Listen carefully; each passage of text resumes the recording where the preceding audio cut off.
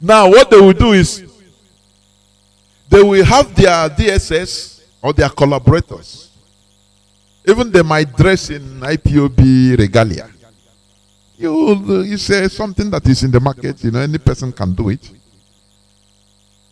And now they will go and bomb somewhere and attack somewhere. And they will set somebody, few of them, we have captured some. They will set him up. The Channels Television and the AIT, they will be videoing.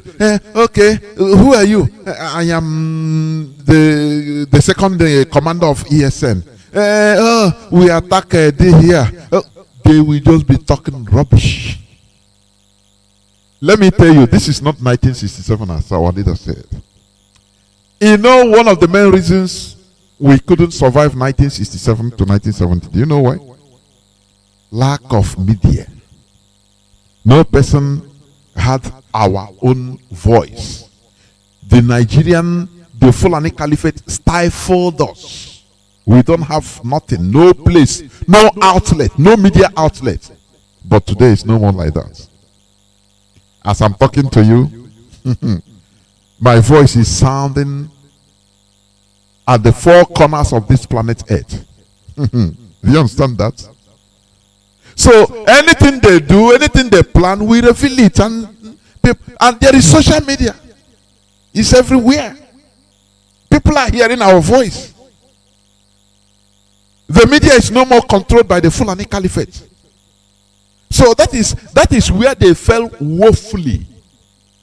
Any plan they made, we reveal it. How on earth do you? This is a childish idea even. The Fulani Caliphate, they don't have intelligence. They are not intelligent. I'm telling you honestly. They are not intelligent. What they know is looting and bribing people into submission. If they cannot intimidate you, they bribe you. International communities, they bribe you.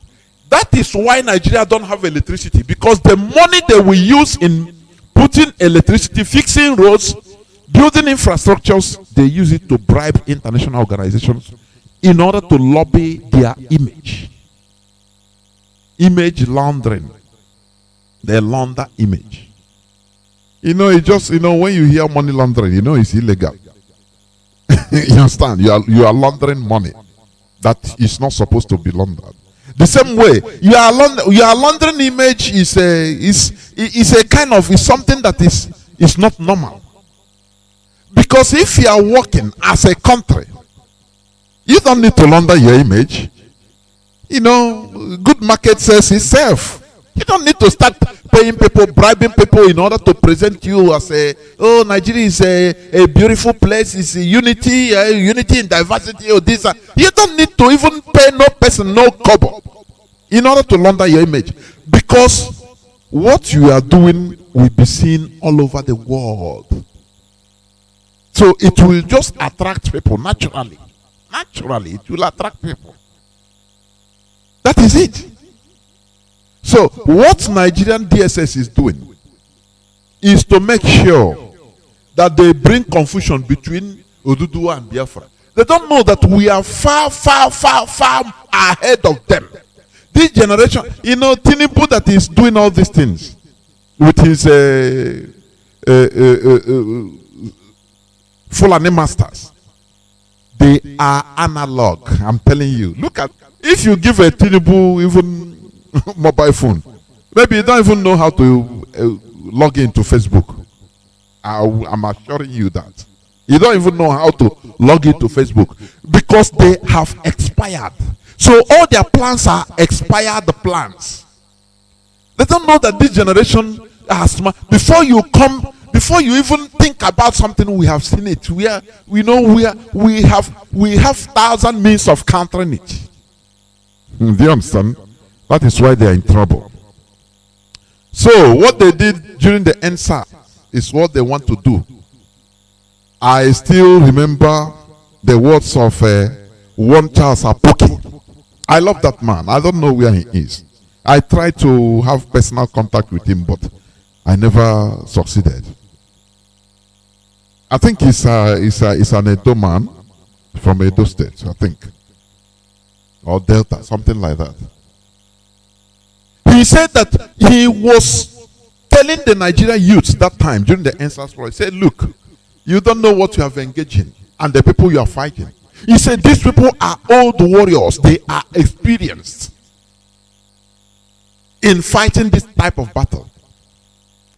If they will come with a religious sentiment, religious division, ethnic division, party, they will throw at you different things.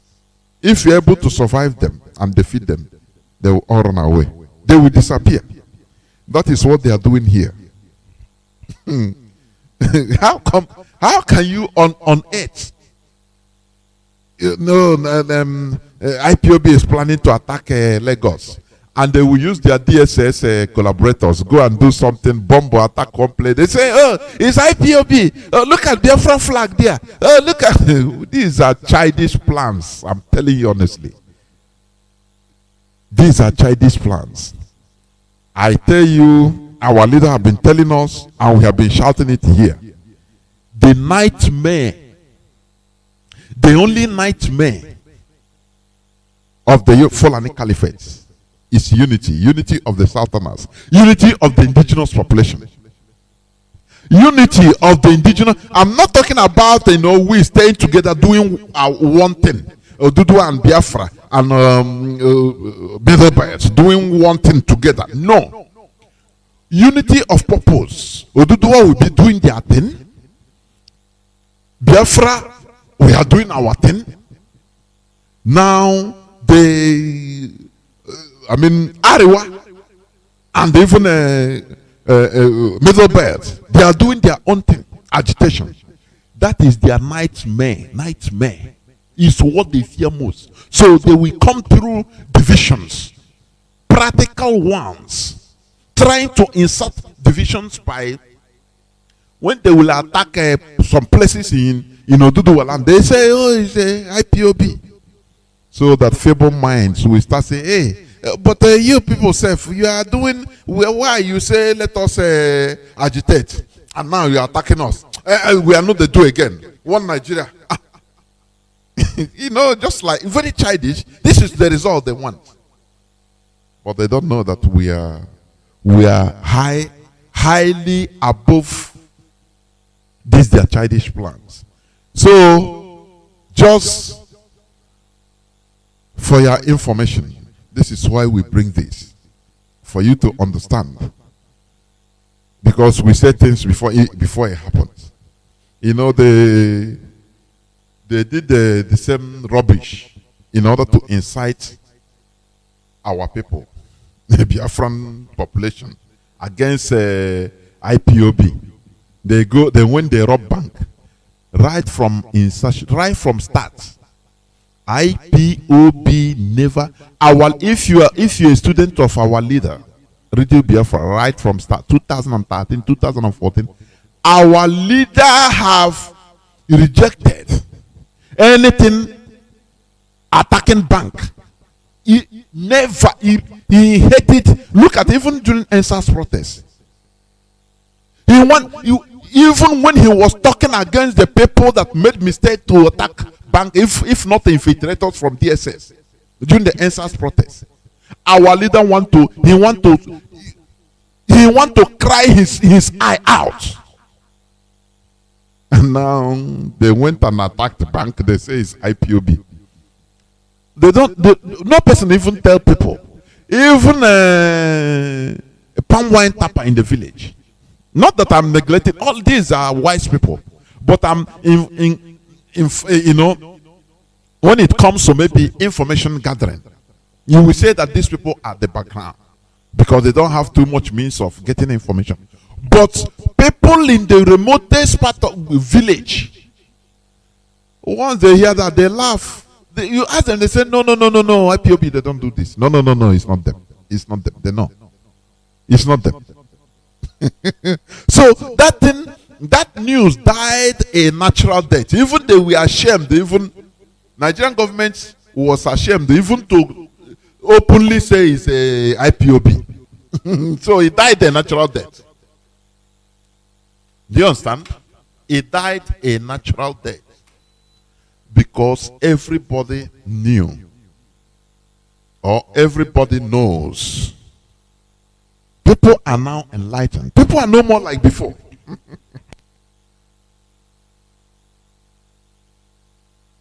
People are no more zombies like before. You understand?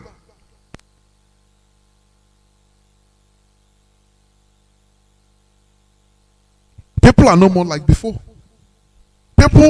People's eyes are open to the basic issues. So this plan, it didn't work. Fulani Caliphate, please try again.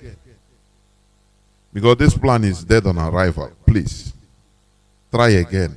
Try again later. They should try again later. Because this plan you are hatching, it doesn't work. It will not work. It will backfire on you. So please try again later. Bring another version, and we will dissect you and shame you before even arrival. Everybody's eyes, most people's eyes are open. Odudua, Biafrans, Middle Betas, even Arewa is open. It is coming up. You hear their music. We must continue. I will start by making my usual remarks. I will start by making my usual remarks, please. Stop referring to these people as the house of Fulani. There is nothing like the house of Fulani. What we have are the HAUSA and the Fulani as different people. Do you understand? Or different people. Or different peoples. It is only in Nigeria you even equate HAUSA and Fulani. They are not like that in any other part of Africa. Even in Niger Republic, you don't have anything called House of Fulani. There are Fulanis there that is, I think, 0.5% of the population or 0.2% of the population in Niger. People don't know. Niger, you know these Fulani, they are butterflies calling themselves birds. People don't understand this. There are countries, even the Fulani or parts of country, even in Nigeria, there are states, even in the north, that the Fulani, they are not even up to 10,000. You know what they are doing now? They are bringing their people from everywhere,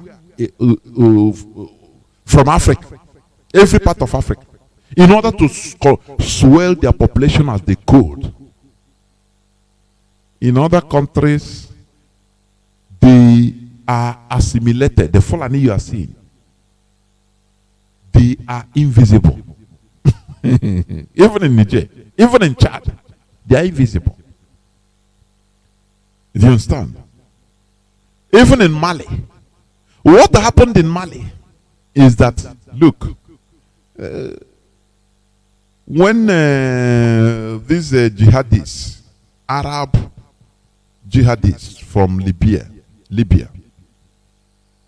they ran down to Mali. You understand? I could say with the aid of France, because they know what happened there. You know, there is a magazine I read that time. He talked about it.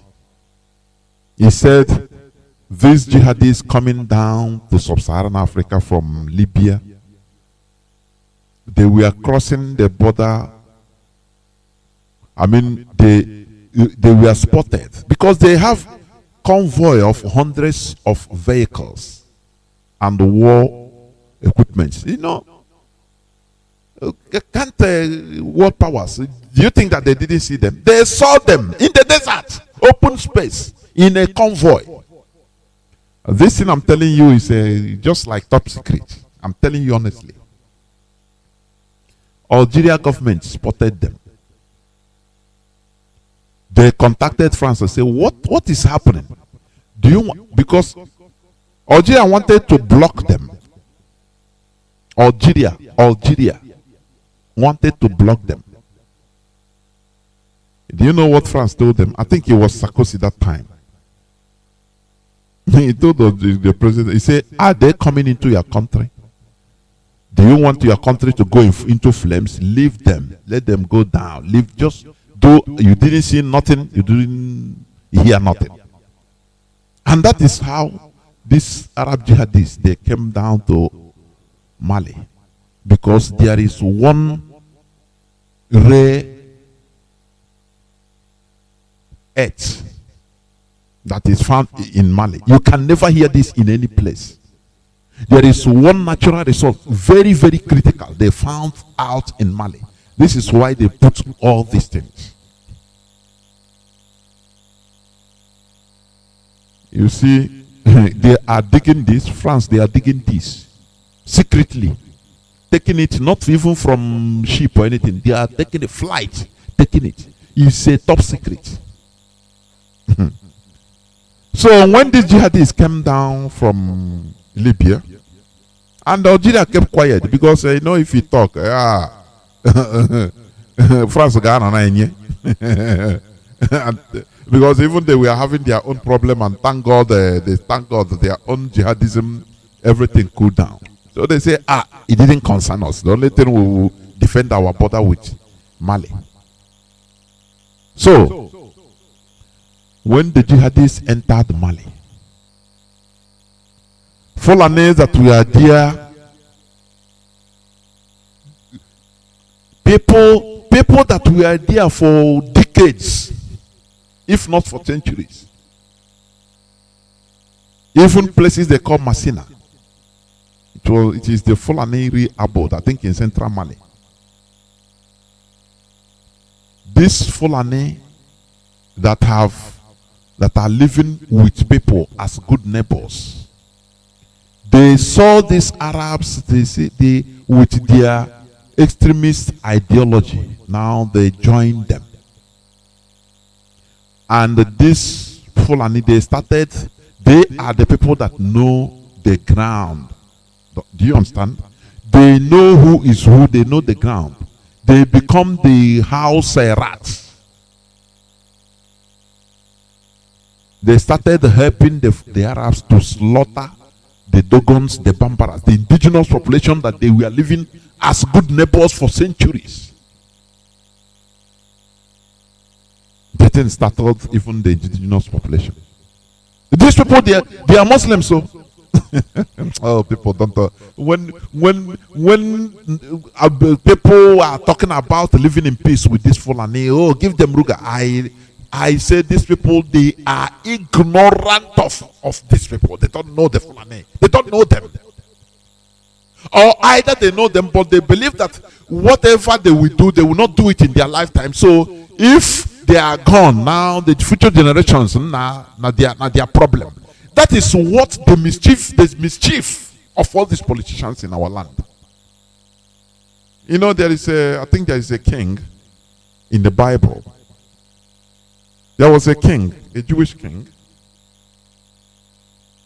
and a prophet of God sent his prophet to the man and said, look, the people have sinned, you have sinned, this and that, I will do this. God told him many dreadful things he would do to his house. And you know what the useless king asked the prophet of God? He said, sorry, sir. When are this thing going to happen? This apocalypse going to happen? Is it going to happen in my own time? The prophet of God said, no. Unfortunately, you will be, or fortunately for you, it will not happen in your own time. You will die. After you are dead, it is when you are long gone that this thing will happen. He laughed. He said, Nachuku, thank you very much. As far as this thing will not happen in my own time, please. I beg, live life. The mob, that is the hardest bar. Belial. Now let us worship and make merry. It will not happen in my own time. It's after I have long gone. Very, very selfish individual. And this is what you are suffering today. What they are doing, as a governor, you have to sign Ruga. for Fulani to be. You don't know, you didn't know, or you are ignorant that it's because of this Roga that Ottoman Dan Fodio conquered or manipulated the Hausas into conquering themselves for him. They were given Roga. They were welcomed as visitors, living as tenants in Hausa land of the old Songhai Empire. And little by little, they started manipulating. Had it been they were not given Roga, Hausa land wouldn't have been conquered today. Hausas wouldn't have become Almajiri today. Do you see the action of some people?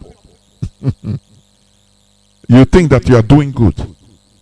Today, these governors, because they are going, maybe they believe that from now till death, that they will be going on convoy, even if it is anyhow, because from governorship they will enter senator, from senator they will try to get minister, anything, until they become so old that they will retire in their country homes or in their go abroad and stay there. So they become untouchable. So anything, the results of the mischiefs they have caused by bringing Roga, it will never affect them directly. When they die, after their great grandchildren, they suffer. It doesn't concern them. They have died. So, but you know why what we are doing? We are doing the right thing because we are not fighting only for ourselves. We are fighting so that even if we don't even benefit from what we are fighting for, our future generations will benefit from it. Do you see the difference? I don't know whether people understand what I'm saying. Do you see the difference between us and them? Whereas these people, they are doing anything in order to just, scatter. As far as it favors them now and in future, people will suffer. That is not their problem. As Azikiwe did. As Okpa Biaseka did. As far as he becomes the administrator of Eastern State, if everybody can die, that is not his problem. Today he is no more and we are suffering the effect of what he did. That is mischief, extreme selfishness to the high, extreme. Now add it again to the apex, to the highest level. But what we are fighting for, we might not enjoy it. Honestly speaking, we might not enjoy it. It is our future generations that will enjoy it. That is what George Washington did. He fought a war, suffered, and he didn't enjoy it. That generation didn't enjoy it. But today, everybody is, working hard in order to have American visa. Don't you see that those people, they are noble? Do you see that? Being truthful and whiter than white makes you speak boldly without fear or favor. That is what we do here. That is why when our leader speaks, he speaks without mincing words. It doesn't matter. He doesn't care who the truth offends. That is not his problem. Can you see any person, any politician come and speak? Because he have a skeleton in his cupboard. Yeah, they will. He cannot speak because once you are speaking like that, there are many things, many deaths in you, debris and deaths, fields in you that will be preventing you. But here we speak the truth. Nothing but the truth. And that is why we are bold. Because even Britain know that what we are saying, we are right. Forget about everything. They admire IPOB. Because they know that they passed through this process. Every developed world, every developed country passed through the process of what we are doing. That we are selfless. When our leader said that he is ready to sacrifice anything, people might not understand what it means. Sacrificing of anything in order for Biafra to come. It's very deep. That is a selfless act or a selfless pronouncement. We must continue. Please do the right thing by stop calling them. or referring to the Fulani Caliphate or the Fulani House of Fulani, stop referring to them as House of Fulani, please. We must continue.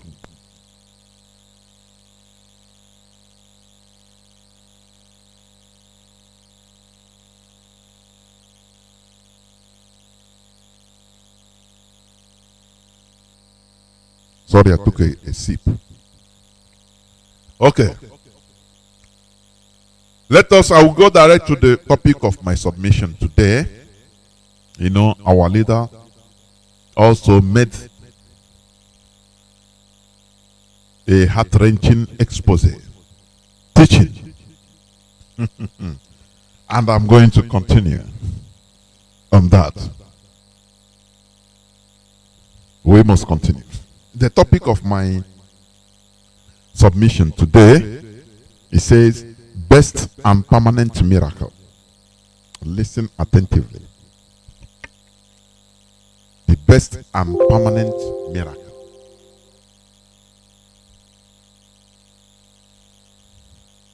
The best and permanent miracle. That is the topic of my submission today. Okay. You know, Nigerians are looking for miracles in wrong places. They look for miracles in churches, in mosques, in shrines, etc. Other religious centers, they look for miracles. Looking for miracles in these places goes with superstition and promotion of ignorance. All these places you see, when you are looking for miracle, because you know it's before they are even telling people about in church about the kingdom of God, about heaven. Nowadays it's no more heaven. They don't talk about heaven. Only maybe 1%. You know, just you know, just no church, no local heaven. The main thing there is about miracle. That is what is drawing people. I have made these personal researches. That's what I see.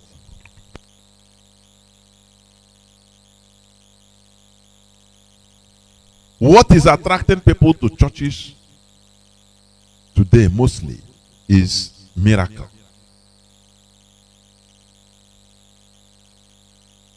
The best and permanent miracle is good governance. That is what people don't understand. People look for miracles in these places, and all those places, their CEOs now understand.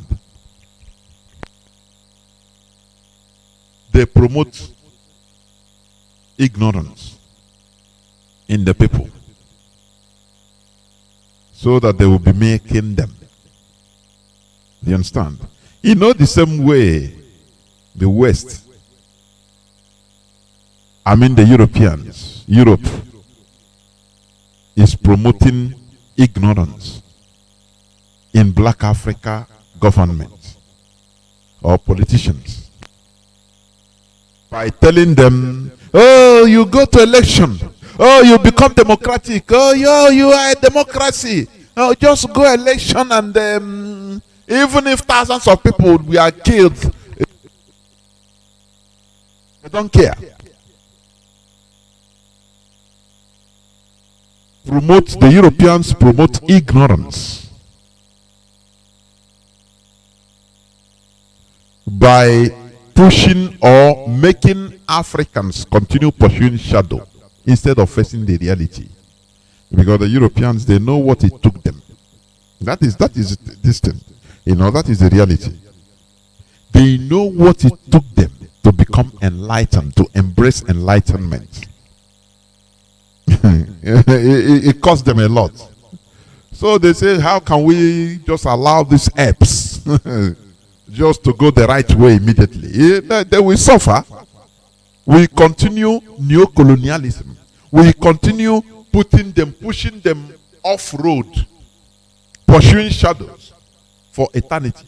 Do you understand that? That is the same way the CEOs, what you call the daddy GOs of these miracle centers, we call churches.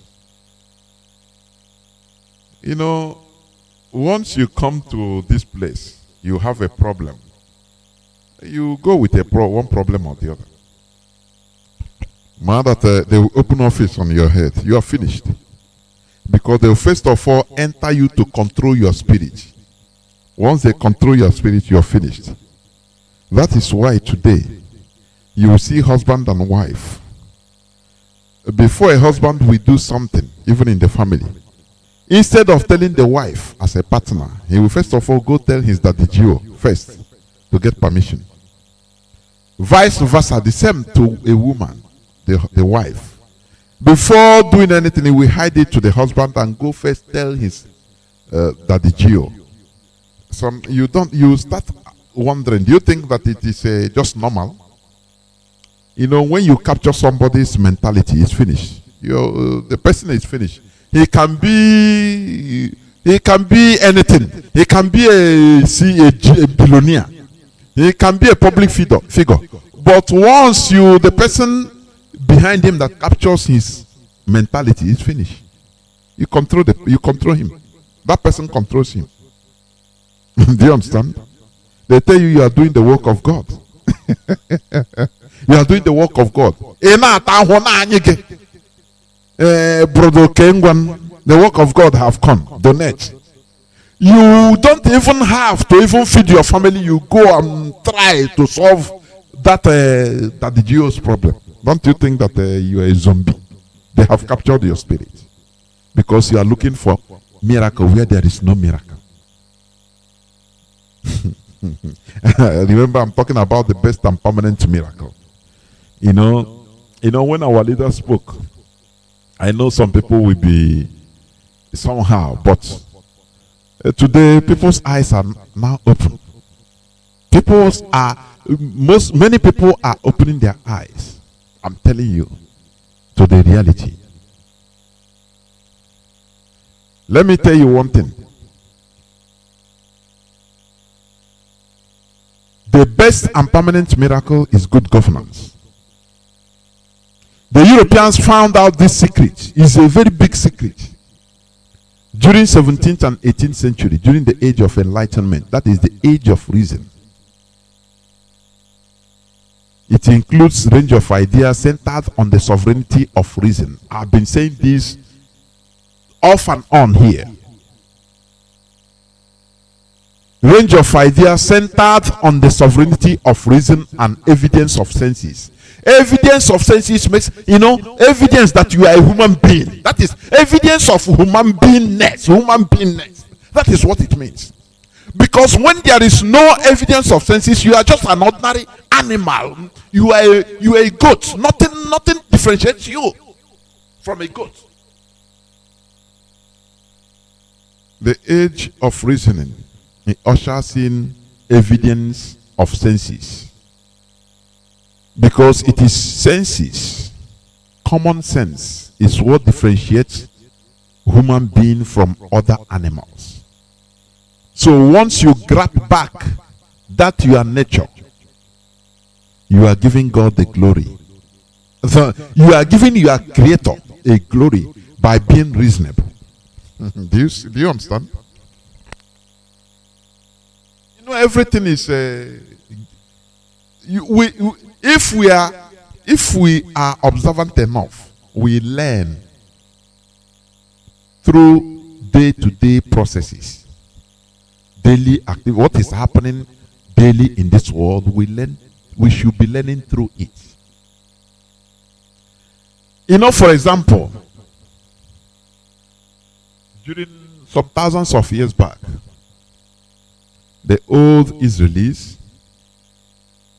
they were enslaved in Egypt for 400 years, and God delivered them. Moses was used by God to direct them. Manna fell from heaven to feed them. Because that time humanity was on the kindergarten stage. Listen, Manna in a desert. Manna, food you don't know, fall like dew. And after, people just like cornflakes, cornmeal. Because of the stage people were at that time. You know, God created human being just like as you born a child.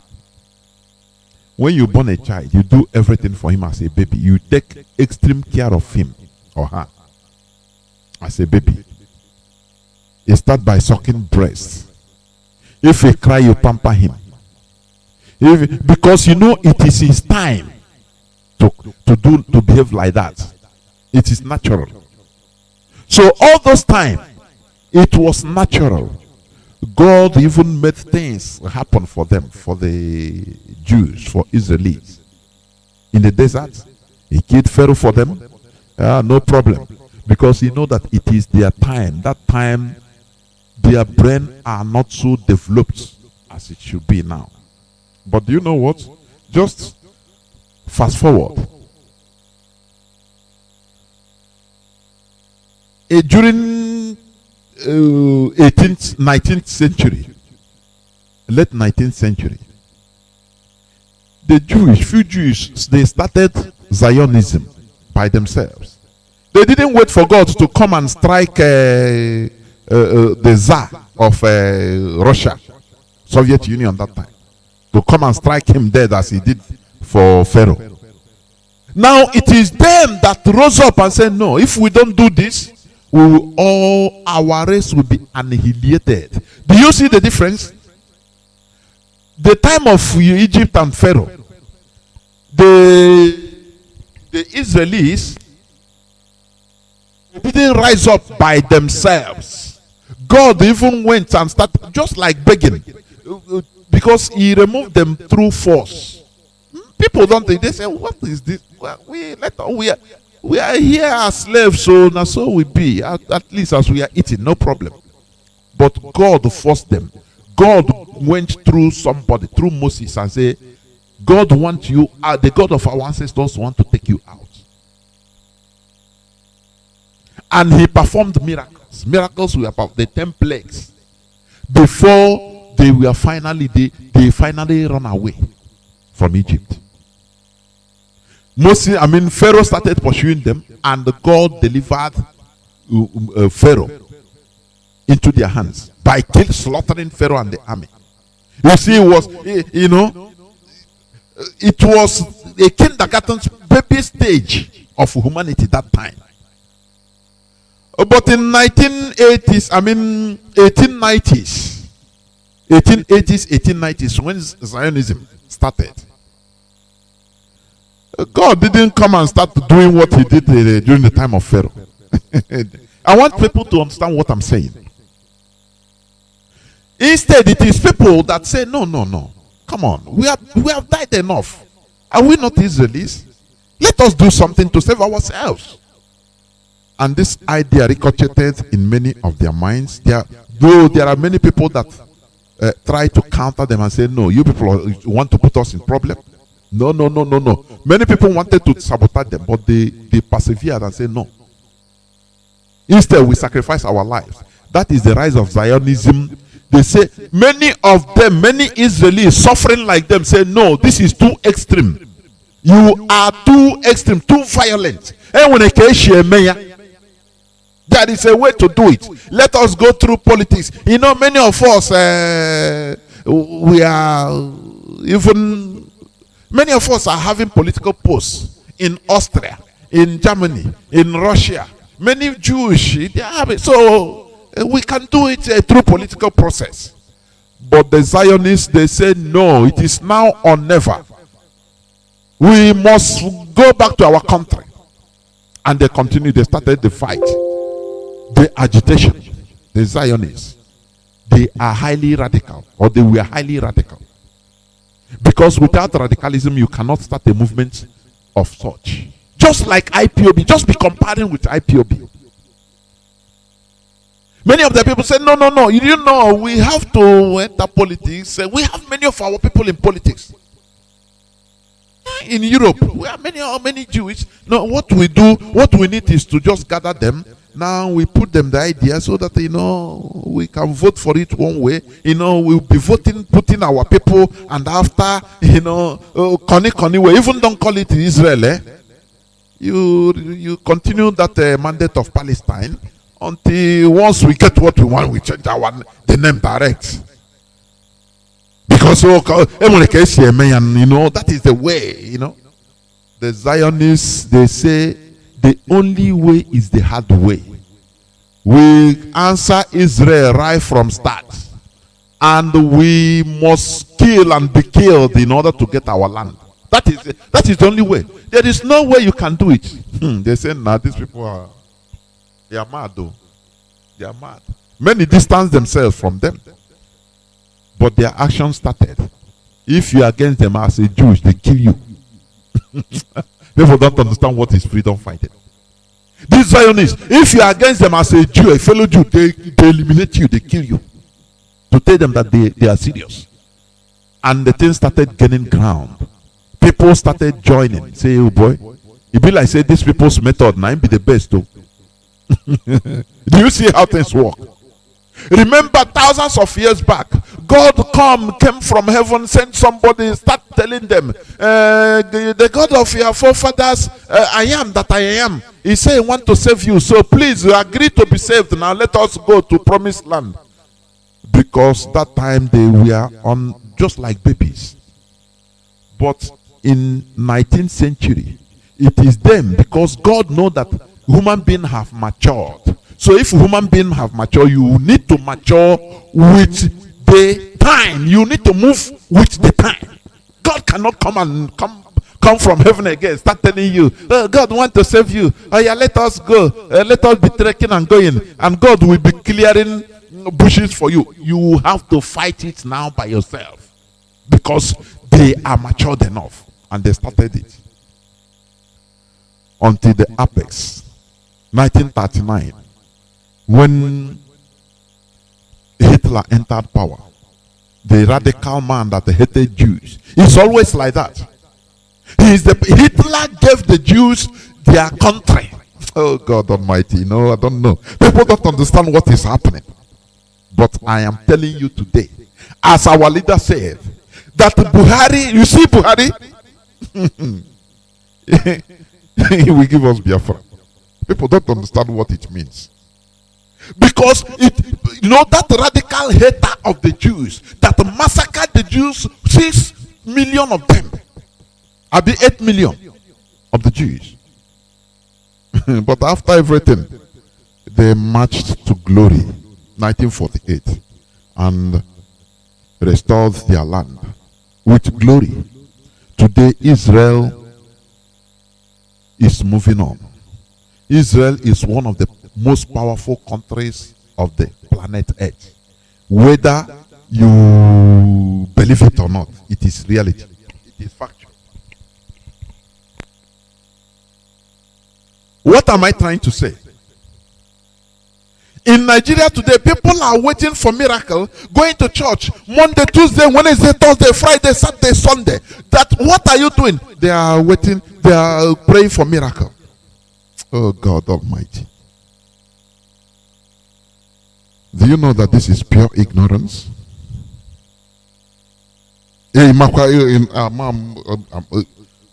People hearing my voice through FM. Now, let me tell you, pure ignorance.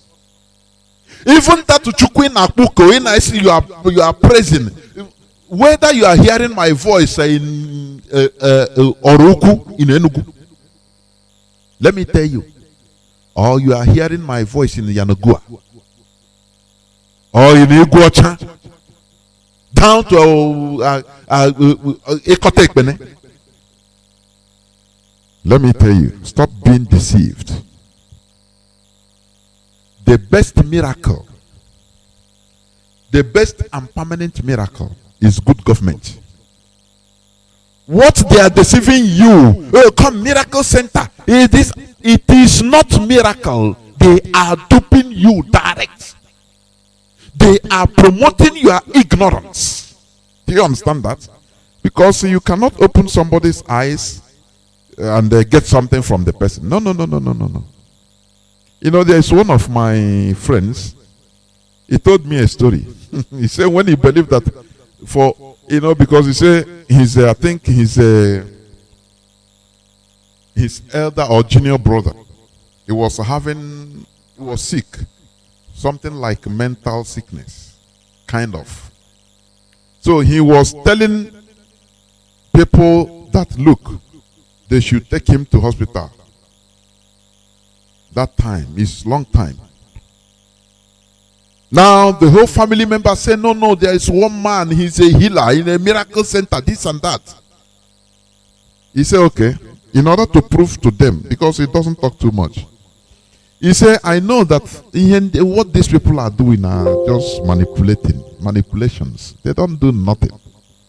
They manipulate your brains with one word. He said, okay, to prove his family. He said, okay, we are going to go to that place. Don't worry. We are going to go meet the miracle center man, the church. But let us go with this plan so that we shall prove him right or wrong. They say, okay, bring your plan. This thing I'm telling you is a true story. He said, you know what we are going to do? You people should shave my hair. Shave my head. Remove everything. Shave me. And I will wear a kind of dressing that will make me look like I am that person sick. Now, that his brother that is sick, they dress him neatly. Very neat. And when we reach there, I know what let us see. I think he's a miracle man. He will come if he detects that it is my brother that is the person sick. Now I will agree with you that he will do the miracle. Because they say immediately, anytime before even you enter there, the miracle man will speak in tongue and tell you what you come for, everything. God will reveal everything to him. They say, okay, this man, he dressed, he's just like an actor. Very funny man, but with common sense. He dressed himself. They shave him. He said, shave my hair. I don't care. He shaved his hair. He wear one kind bongo and one t-shirt dirty. As if, walking as if they are holding him. When they alighted from the car, they hold him. They say, hold me. They hold him. He's behaving somehow. Miracle man, come. Oh, God, save. He come and touch him. Say, hey, you will be healed. Hey, you will be healed. Draw him. Enter into his church. Hey, laugh. Whereas the person that is sick is with him, very neatly dressed. No problem.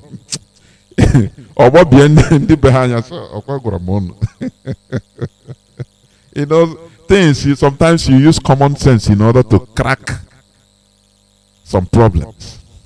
That is it. There, the whole family agreed with him. Say, oh boy, these people are charlatans. They are. After they discharge the man and say, okay, they will carry him, go home. That is where he converted all of them. That all these people, what they are doing is rubbish. What am I trying to say? I gave you an example before how God fought for Israelis, and later on, how Israelis fought for themselves for their liberation. Because these are two different times. Because at that early time, humanity, the brain of humanity never developed. God knows that. So he have to help. Just as you are helping your baby. A suck breast, a cry in the midnight, you wake, pamper him or her, give him breast. He will start growing. He start crawling, he start standing up, walking. From walking, maybe before you, every time, if you are going to the market, you tie him at your back. But once he start growing now, walking, sometimes you say, come down now, come and walk. Even if he's crying, you holler for, hey, come on, walk. Because you know that the time has come for him to do that. So you being the mother, it is not your responsibility to be carrying him 247 like before. Do you see? This is the way. The things we should learn is nature from God. Things we should learn, because the way God dealt with or spirits dealt with people 5,000 years back is not the same way today. Today, human beings, we have matured to, travel to space. If people can be building spacecrafts to travel to Mars, come on, and you are here praying for miracle for you to for electricity. Oh God, this evening let there be electricity, please, in Jesus' name. God will look at you as an imbecile. Do you know what? A child that doesn't grow, which means you are not normal. Do you understand what I mean? Just like I told you, when a mother borns a child, he carries him, he pampers him. A time comes, he starts walking, maybe 2 years, 3 years. He will not be carrying the child again like before. Sometimes, even if the child cries, sometimes or the time say, stop crying. You are of age. You are going of age. There are some behavior he will not like that child to do again. It is not because he don't love the child, but because of the time. The brain is supposed to be evolving and coming up, advancing. That is how God wants us. That is how God is seeing us. He created human beings, Homo erectus, Homo sapiens, at the early time, just like, for example, in the Bible, the story of Philip, and Philip disappeared, and Philip was not again. And he met the Ethiopian eunuch, because there was nothing like aeroplane that time. So, and that mission was urgent. If we are going by the Bible story, that is why the spirit have to take him in the spiritual telepathy to do the job, because it is urgent. It cannot happen now. Do you know why? Because you can buy tickets and travel anywhere around the world as you want. Within few hours, you are there. It is the work of man, and it is God that gave man the brain to do this. It is normal. Do you understand? You see, before Kumi used to say watching television is bad, but now these things are going on television. Who is deceiving who? People are going to churches, going to shrines to look for miracle, whereas the best miracle is good government, good governance. Do you understand what I mean? The best miracle is good governance. The Europeans, they understood this secret during 17th and 18th century, during the age of enlightenment, the age of reason. That is why it took them time, it took them blood. They fought for this, those that are for and those that are against. Before, as our leader said, you had it. We have been saying it here. Our leader said, he have been saying it also. Galileo Galilei, he is the father of physics. What human brain can think is not spirit. No. The father of what human brain can think about, a great thinker, a great physician. He observed that the earth moves around the sun. And religion said, no. They nearly kill him. Even the treatment they gave to Galilei, they gave him what do you call house arrest, and he died there. Pope John Paul II, I think in the 1980s, rendered apology to Galilei family. Go and Google it; it's true. What Roman Catholic did to his family, to their father, Galilei. So he rendered apology after almost 1,000 years or hundreds of years, because they found out that after all they are wrong, because they were ignorant. Therefore, our people today, I am telling you, Remove yourself from this ignorance and embrace the best and permanent miracle. What is the permanent miracle? The permanent miracle is good governance. You know, our leader said something, that poverty is evil spirit. Some people can laugh there, some people can laugh about it, but it is true. Poverty is evil spirit. Europeans, they embrace enlightenment in order to fight insecurity, poverty. Poverty is number one. Because when you are, when you conquer hunger, you conquer everything. When you are hungry, you can be manipulated. When you are poor, you can be manipulated. Poverty, let me explain to you, please. Poverty in Nigeria, people will think that it is only lack of food. Please, no. Poverty is about insecurity, about lack of insurance of your human being, of who you are and your properties, your life and your properties. It's poverty. You don't know that? Do you know how many people that call it, that are rich? Let's say to that, Nigeria, you are rich in Nigeria. In the next one mad governor will come, because he sees you as you voted or you campaigned for another man, his opponent. He will bulldoze you, make sure that he makes you poor. He destroy your business. That is insecurity. Do you understand that? These are the reasons why people embrace church, going to church. I don't know whether people understand what I mean. When our leader talk about poverty, it's not only lack of food. You can be rich man today in Nigeria, the following day you are poor. How many people did their goods? They are importers. They count in hundreds of millions of naira. But one day, one night like this, fire. Fire will break out in the market and burn down everything. They will turn immediately to poor people. That is lack of security. You are not guaranteed. You are rich, your wealth is not guaranteed in Nigeria. People die of a heart attack immediately or after. Or they develop one sickness or the other that kills them because of this. Because there is no security, no type of security and assurance in Nigeria. Do you understand what I mean?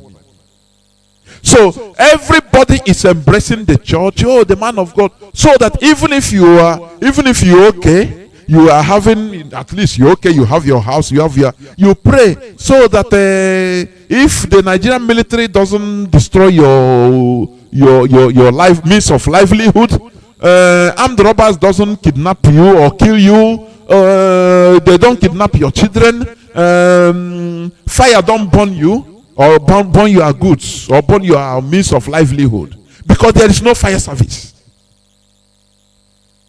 Do you see why people float to church? And do you see why they are taken advantage of? You see people with cars, different cars and houses, they continue going. Do you know why? Because they are not secure. There is no security, both their life and their properties, their children, nothing is secure. As I watch somebody, I think in Anambra, in Enugu, I think, a man, when you see the way he is talking, you see a grown-up man, it's not crying. Hardly our people, men, cry like that. But you see this man, he's not crying. He was not crying. But you see him speaking. I think he was speaking to, is it Sahara Reporters or one of those on video. Oh God Almighty. He said, this is the house I've been living for 15 years. But because this man feels that he can do something, he can do me anything with impunity.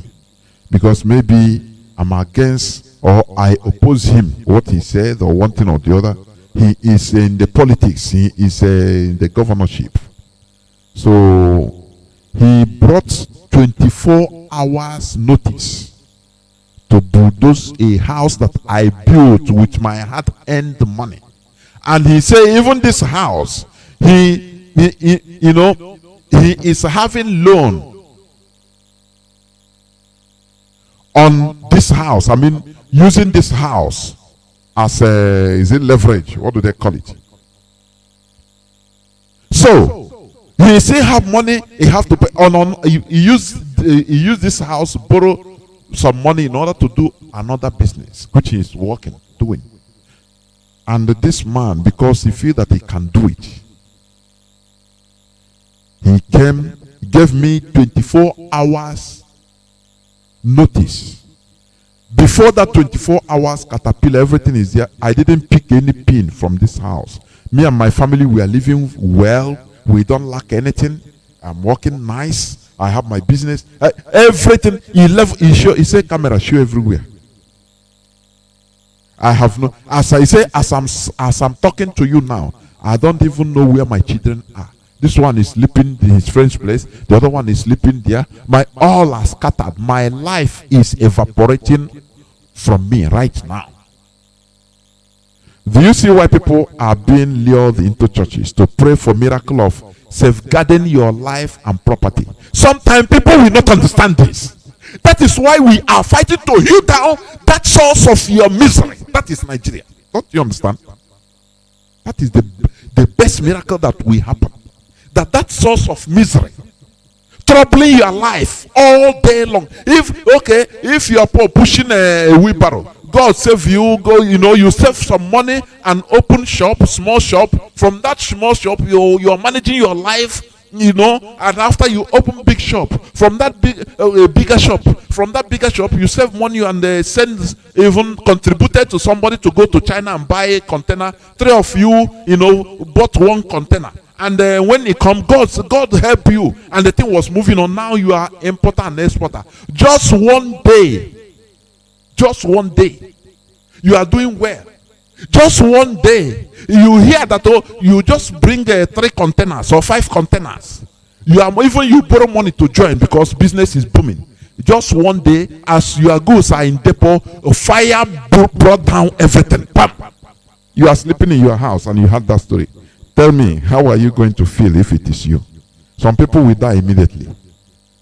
Because not only that you don't have nothing, you owe people.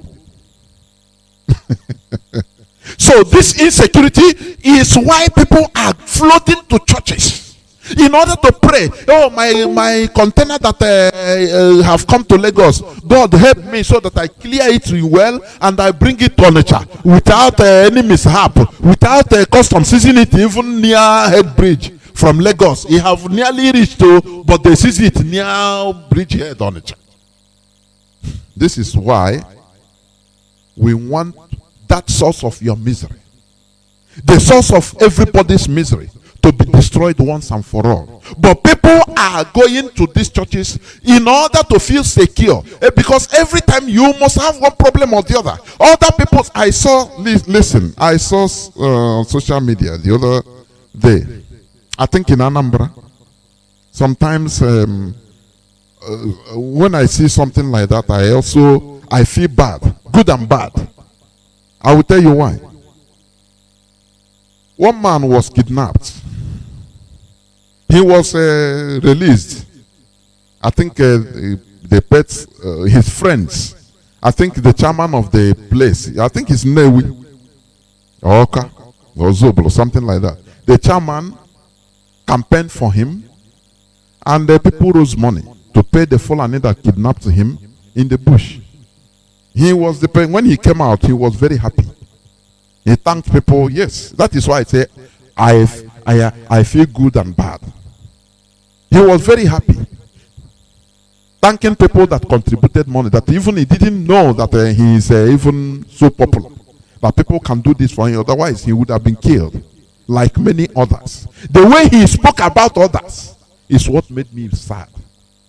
Oh, thank God. He will go to give testimony in church because he is alive. But he don't care about those people that are being butchered every day. Do you see the difference between concussion? A white person will come out and be crying. They will tell him, no, but he said, no, I'm not supposed to be alive. I will make sure that I fight so that all those other people that are there suffering the same thing will be released, and to prevent others from being abducted like me. I don't want what happened to me happen to others. He will take it as a duty. You see the difference? A black man is very happy. He will go to Nkwobi. He will go to church and give testimony. They ask him, what of? He say, hey, people are dying there. There are others that are coming safe as in my presence, which are many people. Thank God that I'm alive. Oh, hey, thank Jesus. Do you see why black man is suffering? Do you understand that? Why they don't carry the grace of God? Do you understand that? Because they are selfish. That is why I tell you that I feel bad. They are always like that. I feel very bad. He don't care about, and everything is about him, me, I, and me. Other people that are dying, they don't care. He don't, no.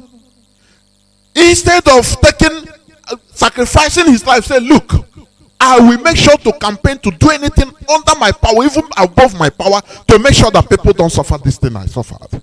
We go to church and that the Jew will say, because I saw it in vision. Didn't I say it that you will come back alive? Say, praise Jesus. Everybody praise Jesus. And people will use it to give him more money. Do you see why black race Nigerians are suffering? Do you see why there is no electricity? There is no grace of Chukwuka Abiam. The grace has departed.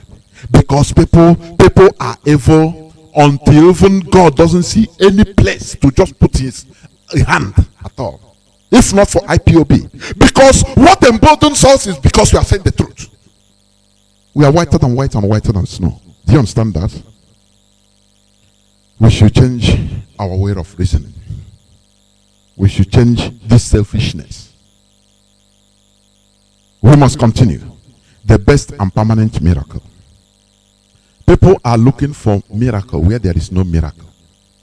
What you are having there is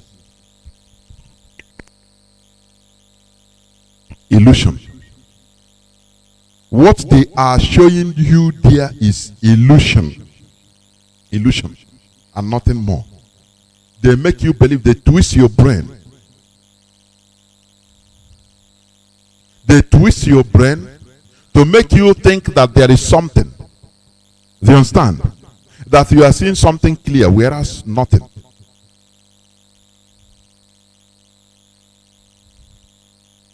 We must continue.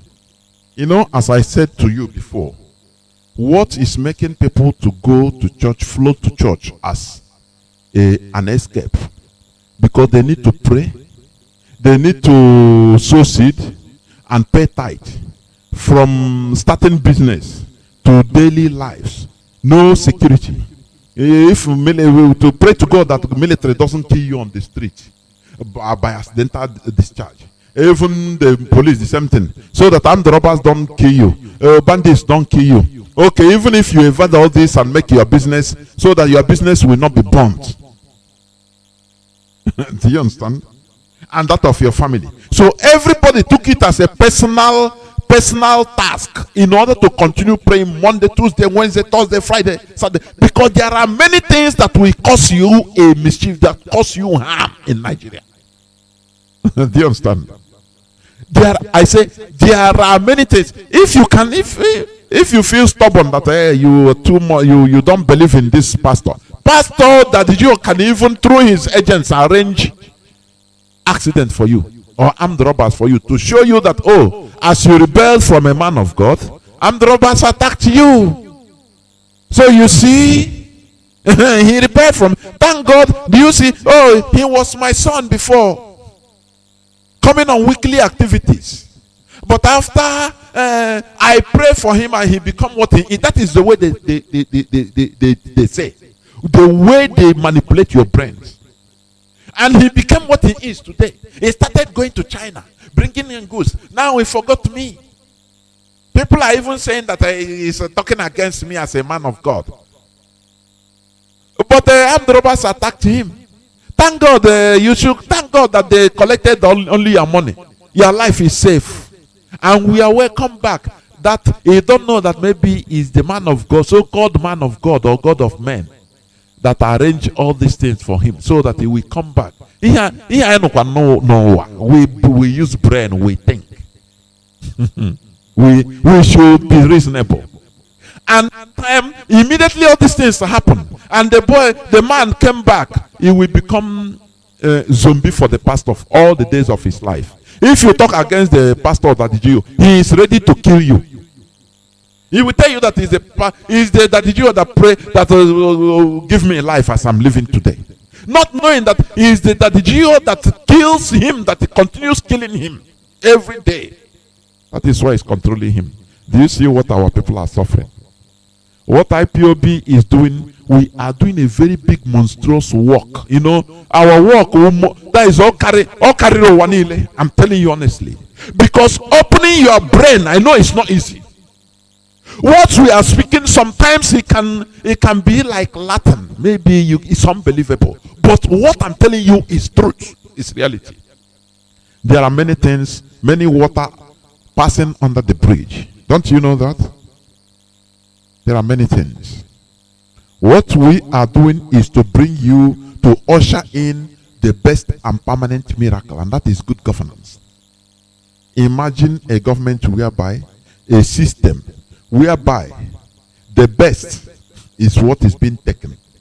The best is employed. The best students goes on scholarship, not politicians' children or highly connected people. You see, people that are going on scholarship, most of the students are highly connected. Most of the students are politicians' children, permanent secretaries' children, people that are on higher, that are high connected. Whereas the people that merit that scholarship, they don't even listen. They don't near it. So why people wouldn't go to church to pray every day? Why wouldn't the Jew, profit from that situation and make them, telling them that God will do it, don't worry. But what we are trying to usher in is the miracle itself, the best and permanent miracle itself, so that you don't need to go to church and be praying for your personal miracle. There will be miracle for everybody. Just work hard and grab it. Finish. That is what we are preaching here. And that is what Biafra is all about. That you finish schooling, you work hard on scholarship or on student loan. Before coming out, you have different options of jobs. You'll be making guys selecting jobs. No, I don't want this. I will. Okay. You can work for 2 years and decide to change from a doctor, you become a teacher. You say, no, I want to change my profession. No, to have experience of teaching. And you enter, you get it easily. You want to make a change. From teaching, after you learn, you say, okay, you want to be practice carpentry. You get carpentry job. You understand? Paying you have assurance or insurance of everything. If somebody wallace you on the road, or you have any distance, you have race course in the court of justice. The tribunal is working. Your justice system is working. Police is working. Everything is working normal. So that you can cry anything that happens to you, you go to police and make a report, or you call police and the police immediately, the last day, they render justice to who those justice is due. Now, what are you going to church for? If you pray, not going to church doesn't mean that you don't believe in God. That is two things. Spirituality is personal. I've preached this here before. People should not misunderstand our leader. What we are talking about is people profiteering from the misery of people. From the misery of people. Instead of calling for the solving of the problem, they are, telling you to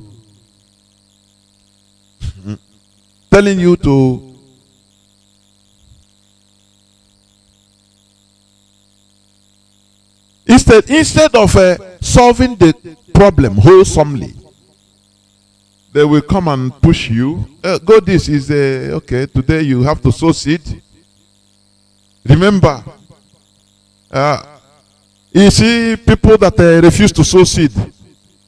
It will call somebody's name.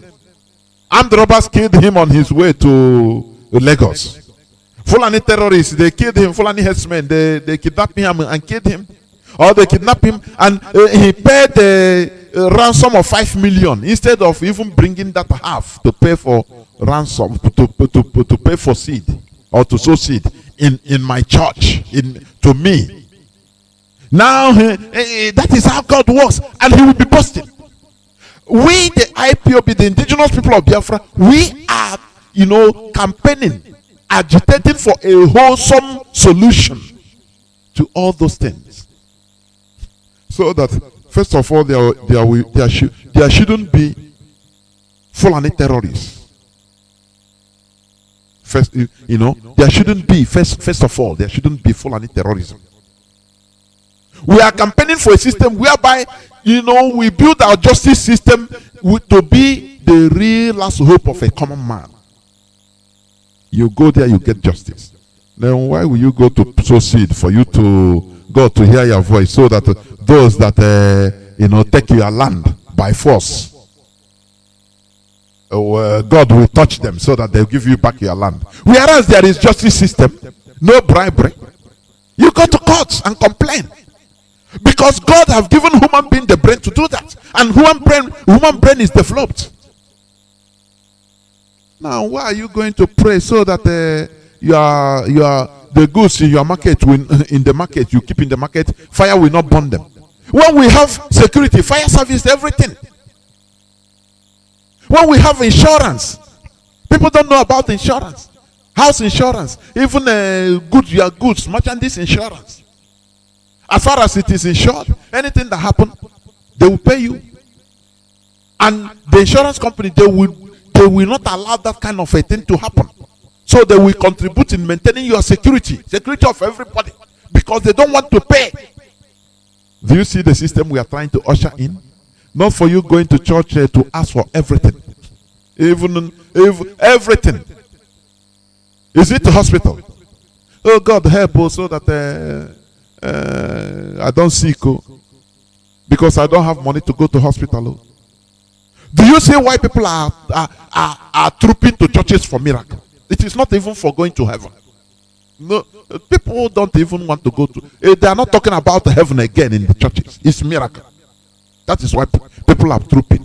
But we are here, IPOB, trying to make you understand, to embrace reason, common sense, so that we bring that kingdom of God, that miracle, permanently in your life, so that no pastor should give you a miracle. Do you understand? Do you know that now heart can be transplanted? Even artificial heart is on now. Do you understand? Is this not a miracle? Oh, you have kidney problem. Oh, no place to treat it. Oh, before you know, it's dead. Oh, start praying. Pray for this person. You have a kidney problem. You start speaking in tongue, praying. Whereas there are places this is nothing. You go and they remove it, they transplant, put another one. That's it. And you continue your life. Is that not miracle? But this is what people are going to churches praying. Do you see the ignorance? People don't know that the best miracle is the government. Government that can give you everything. That is why Europeans, they worship their government. Not church. They stop going to church. They worship the government. Because governments gives them everything. And that is how it should be. Because human beings, we are supposed to be mature enough in order to carry out our duties as humans. But when you start calling upon God to save you from something that you can do for yourself, bringing electricity, having fire service in order to quench fire when there is fire outbreak, and you are praying for God and calling Jesus, you are the most miserable set of human beings on earth. Do you see why our leader is always upset? Do you see it? Do you see the reason? That is what we are doing to make sure that we have permanent miracle. The best and the permanent miracle in our lives. That is good governance. Do you understand? Now, the Fulani prevented their population from going to school, and they became tools in their hands for rigging elections and other criminal activities. That is the same way the Southerners are made to believe that you have to pray to God for your miracle or job, miracle of job, health, traveling, making money, etc. This increases their membership and automatically increases their donations and contributions for their lavish lives. That is the lavish lives of the Daddy-Geos. Oh, you need me? You know, in Nigeria, everybody needs miracle because Nigeria is not working. If you are in a country that is working, the system is working, you don't need to be going to church Monday, Tuesday, Wednesday, Thursday, Friday, Saturday, Sunday. You need to be working. Sometimes I used to see on social media, even Monday morning, Biafra time, morning, you see people on the streets, live, playing music, you know, this live gospel church band. Oh, Jesus will preaching. Oh, come Jesus. I say, what type of people are these? When are you? This is the time of work. Oh, you are praying for miracle so that money will fall down from heaven. And, you know, you take it. Oh, miracle has happened. And that first miracle, even if you get that money, the miracle never finish. Because you can get the money, or while going home, one police officer will just take the money, corner you and take the money from you and kill you even. Okay, you manage to reach house and use part of the money, go and put the money into the bank. How are you sure that the bank will not swallow your money? Okay, how are you sure even another time to take away the money and do something? Okay, you build house, you take the money, build house. What about if fire got the house? You need miracle because there is nothing like fire service. No insurance that covers you from all these harms. Even if you have it, it's on paper. Look at even ordinary cars. They have insurance, but how many? If you have accident, how many insurance pay in Nigeria? How many can call and say, okay, I receive insurance for even accident that I didn't cause, and they paid me back. My insurance paid me back. Do you see why the church tells you you need miracle from the day you are born here on earth in Nigeria till the day you die? You need miracle. Because without that miracle, there will be no protection, at least for your lives. Nigeria is a place where the lives are cheap. You go out in the morning, you are not sure of coming back. If Alaye boys didn't get you, Agboro will get you. Or if different calamities. Because the system is not working, because the permanent miracle is not there, and it will never be there. That is why any pastor that is telling you pray for one Nigeria, he is telling you pray for the continuation of your misery. Don't you understand that? He is calling you a fool, because as far as Nigeria is continues going on, moving on, will continue being one Nigeria, you must continue coming to drop for him. Do you understand that? If Nigeria separates and the Oduduwa takes their destiny in their hands, Biafrans take their destiny in their own hands, start building their country, we will start building our nations, our various nations. Where will you have time to go for church, Monday church in the morning? They will tell you to come and go. You say, oh boy, I beg, I have prayed. Sorry. When I woke up in the morning, I pray. I'm busy. I'm so busy. Please. You are sick. You go to hospital. No person will tell you come and deposit. You go to stay. You go. You become treated with state-of-the-art equipment. Now tell me. Security everywhere. If you want to, even in the midnight, 1 a.m., you travel, go and take fresh air, go another place, travel for 100 kilometers across Biafra land. No problem. Now, what are you talking about? You see police, patrolling, everything is working, cameras everywhere. Everything is working. Now, what are you talking about? But Nigeria, there is no humanity there. Look at people, somebody like a terrorist, Pantami. They say he received the double award, the best minister of the year. This brings me to tell you, to let you know. We say Saduana of Sokoto is in charge of your lives. You don't know. Even Christians, let me tell you, Saduana of Sokoto, they are paying Christian Association of Nigeria. They are in charge of Christianity in Nigeria. Do you understand that? No, maybe it might sound, I don't know, Mandarin to you, but this is reality. That is why, have you had anything really taking place against the forceful conversion of Christians, the Nupe Christians in Niger State? Christian Association of Nigeria. Even Bosun, Pastor Bosun, he revealed it. No funding from Christian churches, individual Christian churches. Nature abhors vacuum. The Fulani Caliphate took over. They are funding it. That is why they can arrest Mbaka for saying something against the presidency of APC, Buhari. They use Christian bishops to tell him that, look, you don't have to come. They want to kidnap him for 30 days. Because the Saduana of Sokoto is the supreme leader. People don't know this, to Muslims and even Christians in Nigeria. You don't know. Do you know that Pantami bishops came in order to rally for him? That they are Christian bishops. But they are rallying support for Pantami, a terrorist.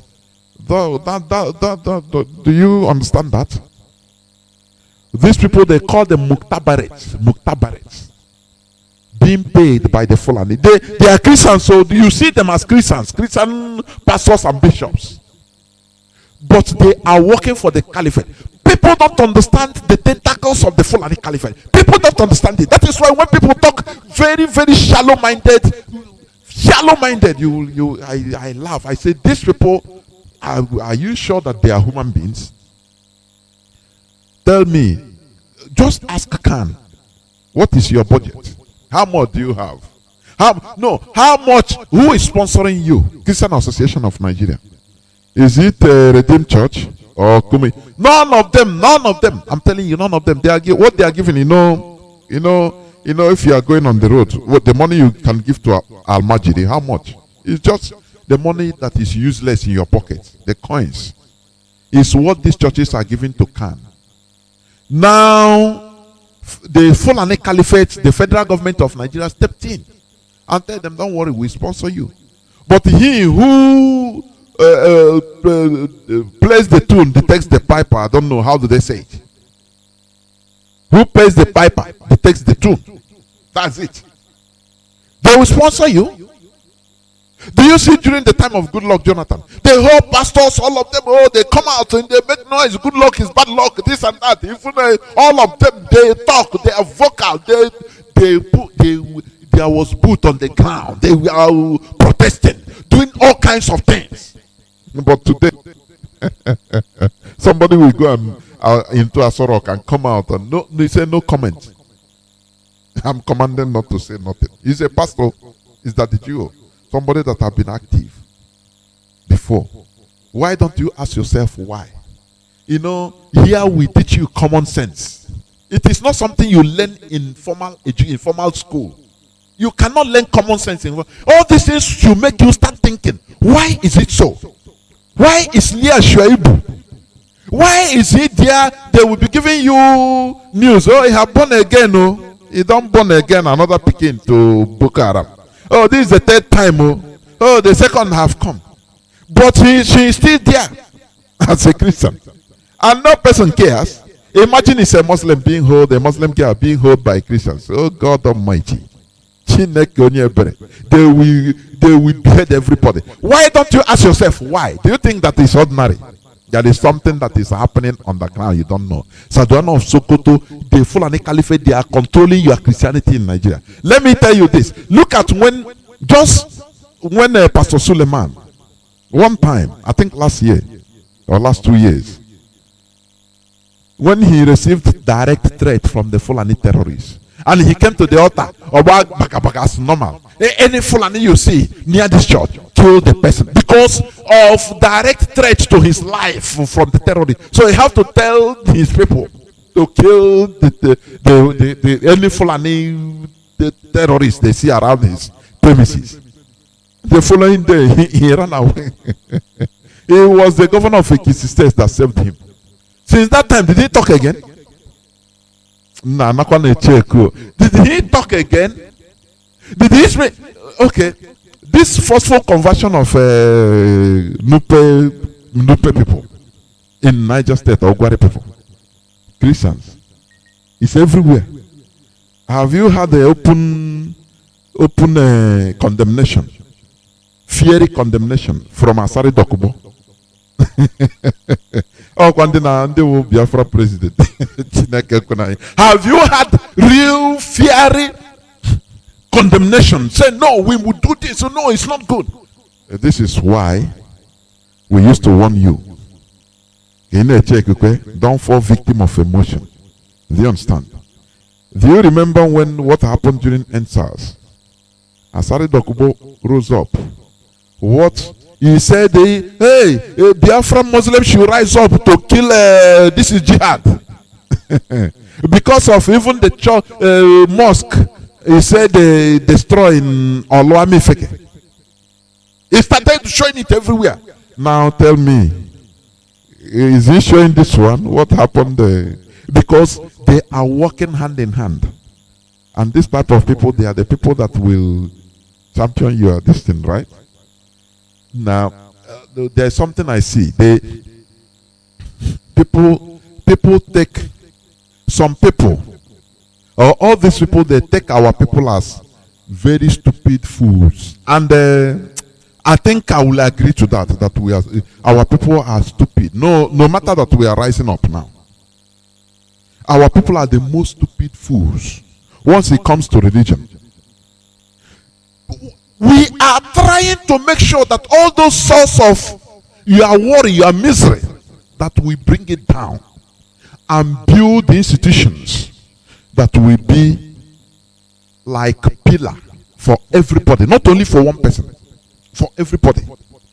When you have injustice, when you have any problem, you have a legal backing. You go to police works, military takes care of their side. Court takes care of problems without being, without justice for sale. Nigeria justice for sale. So why can't you go for miracle in a church? But remember, the best miracle, the best and permanent miracle is good government. Do you understand?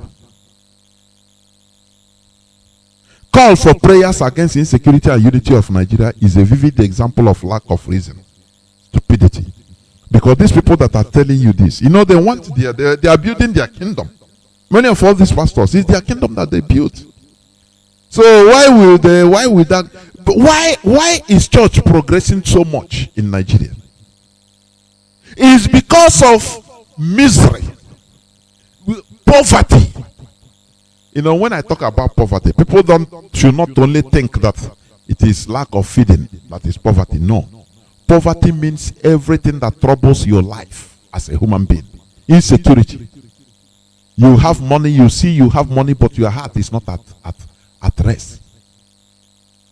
You travel home, even you want to go, you feel free as you are doing where you are. They say, no. It's your own people that will, hey, Chineke, because don't go out, hey, beg. I beg, don't go out this time now. You say, but now why did I come home then? So you see why these people are praying for, continue praying for that unity. Oh, Nigeria will not break. Oh, Nigeria will not break. Do you know why? Because they are benefiting. Do you understand? Where there is problem, there are people that are feeding on misery of people. People are feeding on the misery of people. Do you understand? That is the reason. Oh, you pray for one Nigeria, which means pray for the continuation of your misery. That firefighters in a whole country. Markets will burn to ashes. 24 hours market fire. No single firefighters.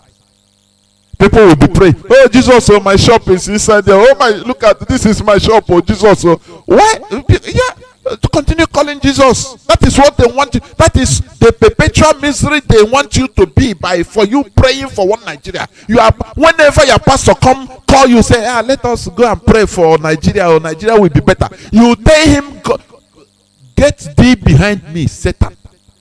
You carry your Bible, if you have, and walk away, because that person don't want you to see the light of the day as a human being. He wants you to continue behaving like an imbecile, going church morning, afternoon, night, morning, afternoon, night. They are there always, because anytime you go to church, you must give. Even if it is a coin, you must give. Why wouldn't they be organizing it? You must give. Because if you don't give, anything can happen to you, as they manipulated your brain to be. Because that is what Nigeria is all about. Nigeria is all about every bad thing that can happen to you. So you need a pastor's guidance every minute of your life. Because they can kidnap you any minute. And who will you call? You call pastor to start praying. Your wife will call pastor, oh, start praying. That is why they want Nigeria to continue. So that they will be making money. And they are going on convoy, on military protection and police protection. You see them. They are part of the problems. I'm telling you honestly. Do you understand? This is why we need to destroy Nigeria. When we talk, maybe some people don't understand, but when you listen to us, now you understand what we are saying. Do you understand? This is why we need to destroy Nigeria, to restore our various nations, in order to usher in the best and permanent miracle, which is good governance, which goes with development and advancement. Do you understand?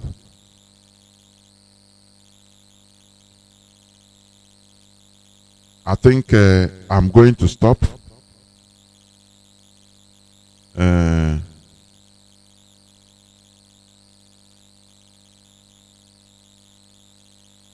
Now, what is happening in our land? You know, our leader have said it.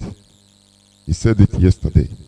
Every Biafran should change your mindset to an all-out war.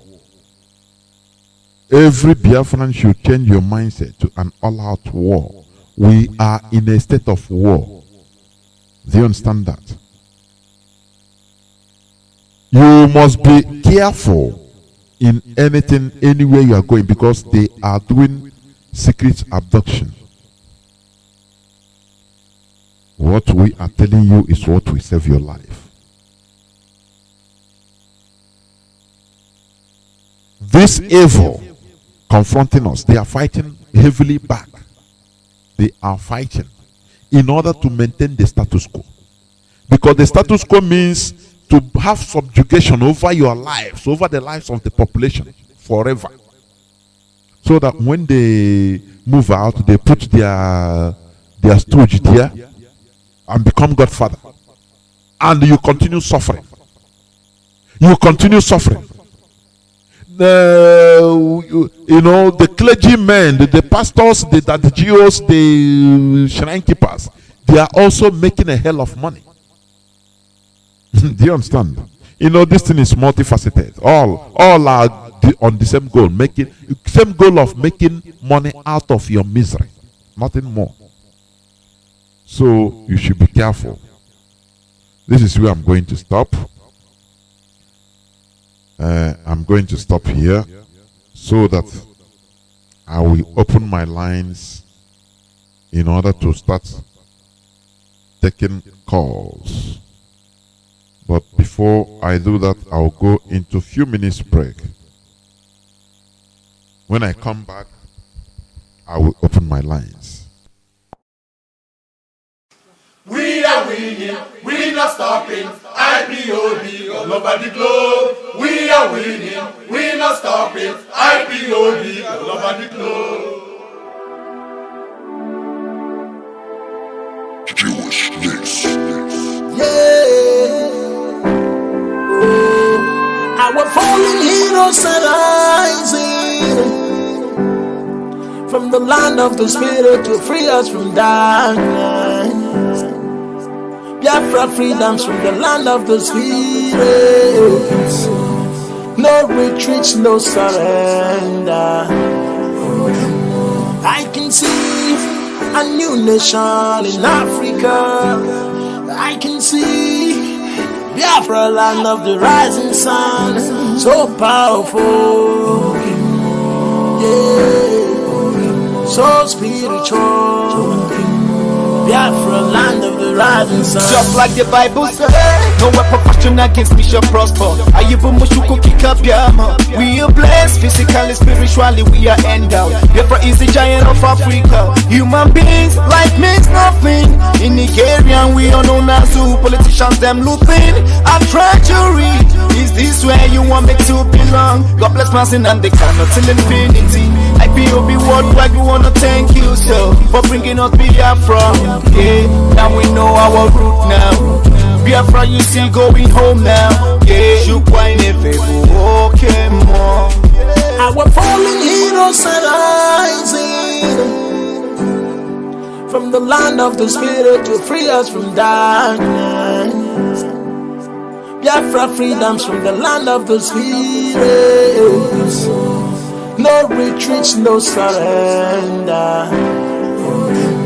I can see a new nation in Africa. I can see Biafra, land of the rising sun, so powerful, yeah, so spiritual. Biafra, land of the rising sun. Yeah, like play, Biafrans don't go. Organ from Naya where we don't go. Everybody knows Biafra spirit of what came one. Nnamdi Kanu is a leader. Don't touch him up when you're more. He was sent by Elohim to save his people. IPOB in the more. Oyana Shuraja broken more. I yet here gonna confusion. You see, Nigeria is gone. No pain, no peace, no vision, no gain. Bring down every force against us. We don't compromise. I bet you can't bribe us. When the sun is risen, the fallen heroes be smiling. Nigeria is falling. It's Biafra or not. Came into existence as a sovereign state in June 2006. In July 2011, South Sudan became an independent sovereign state, thereby making it 195 sovereign states in the world. Why can't Biafra get their own sovereignty? Come on!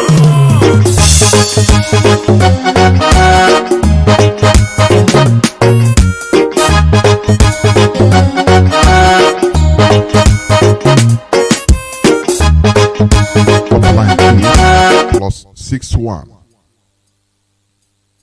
405 142547. I repeat, +61 405 142547. You can call us now and give us your view, but remember, the topic of my submission talks about the best and permanent miracle. Caller on Skype. Mazi, okay. Can you hear me? Are you there? From my location, I remember Mazi Nnamdi. I came from Omaka is in the province of Biafra land. Mazi, we have to appreciate our beloved leader like always. May Chuko Kaba continue to give him undeserved and merited favors, wisdom, knowledge, and understanding, as well as the Lufthansa doing the needful, every fanatical man of valor, unknown government doing the needful, that Chuko Kaba brought at this time, spirit of vengeance. May Ekowa continue to empower them more and more. Mazi, before then, I have one or two things to say as regard to the stupidity of our people. Mazi, today, from the article we are seeing from the report, you see, when you talk about the stupidity of our people, it looks as if Onion is insulting or we're insulting our people. You cannot imagine that when the known government were going on their way to do the needful in somewhere in Omombara, the home of the Fulefus, the youth that call themselves Omata, they block them. They just block the whole road. They block the whole road, making it possible for the two army and the police to escape. Not all the block, they confronted this unknown gunmen. They confronted all of them. But at the end of the day, they did the needful. In as much as these people, they are giving them easy passage, they run away. Because they are going to the station to do their work. I'm to Chukwukabama. They will answer. No, they will answer from Chukwukabama because this unknown government, nobody knows them. When they are doing their work, people should stay out. And some just like we are talking, so we'll be making video. Talk. And your toucher can what they are telling when you see. That the record was set straight today in Omombra Day, and the people fed. So that will be a lesson to our people. Mazi, other development, just in federal government's analysis phase 4 or 5 or whatever they call it, COVID-19 lockdown to take tomorrow. Lockdown again. Our vigilance. They have a plan to place their people in strategic positions for the impending jihad. Why every time? How many lockdowns are there in Biafra or Nigeria, this whole country? Besides, there COVID-19 here. This is happening for to allow their jihadists free access. If we could remember what happened COVID-19, that's when they brought all these cities in Biafra land. People saw in between Enugu, you see how many of them that were intercepted, and 400 of them are the same buses have passed sometime within the month. So this should be very, very all our borders, everybody should be at eventually it starts because the agenda is that jihad. They want to use as their weapons, location in our land.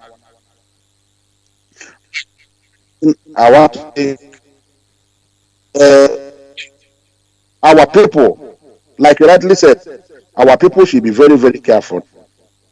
Our people, we have plans all over, very, very, and they must go and get something to defend themselves. It's a simple as that. And Wike, the intel that is coming now, Wike has given order. Wike has given order that every male child from 10 years in Obi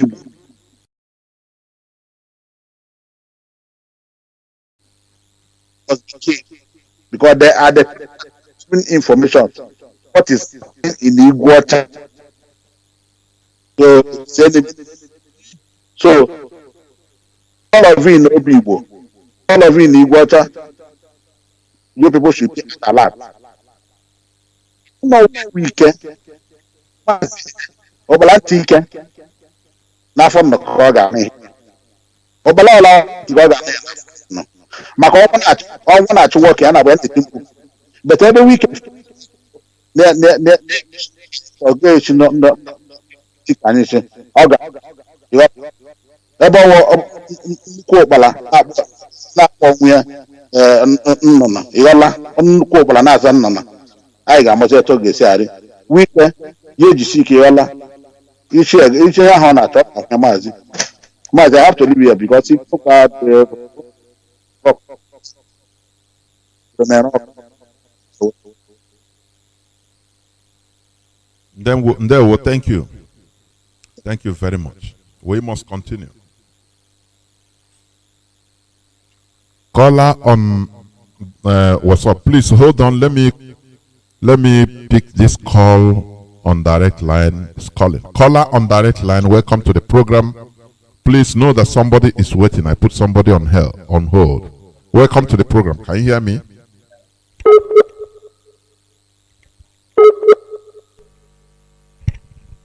The call went off. The direct call went off. Caller on WhatsApp. Can you hear me? Caller on WhatsApp. Yes. Welcome to the program. Please go on. Start by telling us your name and where you're calling from. Okay. My name is Carlo Nnamdi from Please, Abreba. can you off your listening device or you get out from there, please? Yes. Yes. My name is Carlo.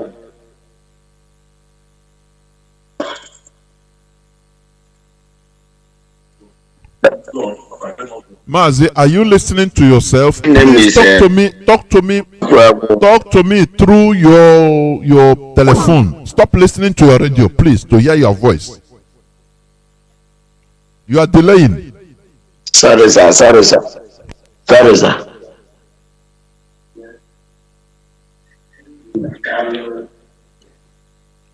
Hello?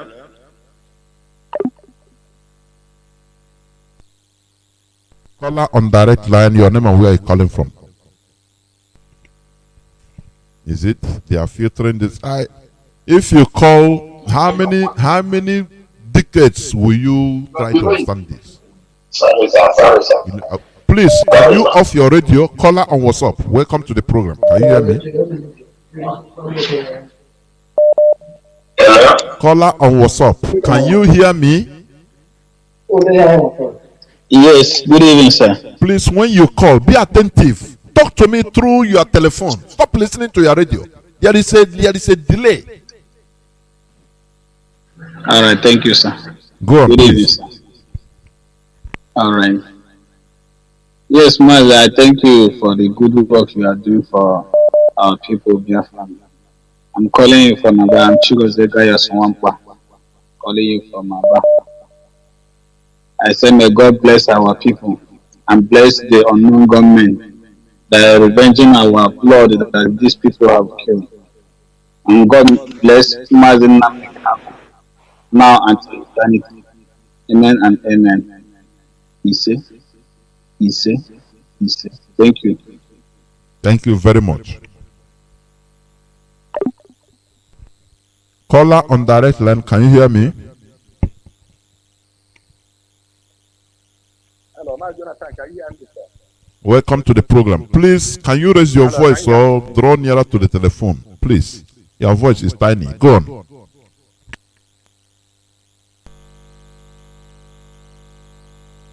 Caller on direct line, can you hear me?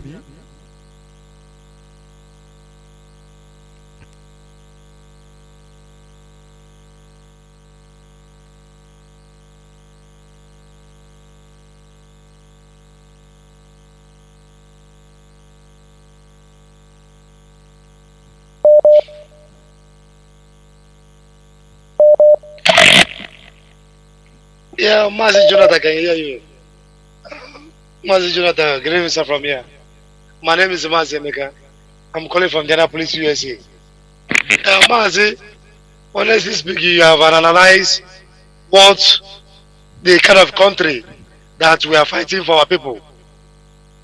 It's unfortunate that people still don't know that all these religious pastors, GO in Nigeria is the handwork of this British to cage Everybody in Nigeria, because Nigeria is the most populated black nation. If Nigeria is caged, other Africa will be caged. Every day they are going to church, praying for visa. That place, that pastor is praying for you to come. Is it not human being like them that build that place? Look at now, since 2015, the amount of markets that be born in Nigeria, no GU or private jet pastor see the fire coming. And many of people there, they will go back to square one because there's no insurance. Mazi, there's something I discovered in this country, first day I come to this country. Because I know in Nigeria, anytime any car have accident or hit yourself, scratch yourself, the kind of fight will be fighting before people come and separate them. But this place, car will hit yourself, they'll now relax as if there's nothing happen. They'll just call police. Police will come walk to your car and collect your license, collect and do exchange insurance, simple. Some people even make more money when insurance, when their car get accident or what. This is a kind of country, a country that will be nothing small insurance fee from your place. When you sick, the insurance will cover your bills. This is a country that Mazi Nnamdi Kanu is fighting for you, mumu people in that place. They are still fighting for one Nigeria. And a prophet, a man of God that came is a man of God, will come and tell us to leave this kind of country and be living in Nigeria. A country, a man of 40 years never married. A man of 40 years haven't even discovered his future. 40 years begging. Man, there's something happening here. I met one young guy. The young guy is about 38 to 40. He owns a company. I told him, wow, you are lucky to own this company at this your age. The company is not like eBay. It's not like he call company, a very big company. I said, you are lucky, man. God answer your prayer. He told me, no, he's not lucky. He work hard for his money. There is no God. I said, wow, God bless you. You do for fasting. He said, no, how do you do fasting? That the parents taught him how to work hard at the tender age. The parents taught him how to save money. But in Nigeria, they say, hey, you go to Abuja, God don't destiny to go to Abuja, attack for your Abuja. You know what the can't work for Abuja? They can't work what they do here. If we this time work in Nigeria and we want the way we're working here, Nigeria will be excellent than America. All these people you see that come back from Nigeria and be driving car. If you see the kind of work, the kind of hard work they're doing here, you know, just convert it. Let Biafra or do work come.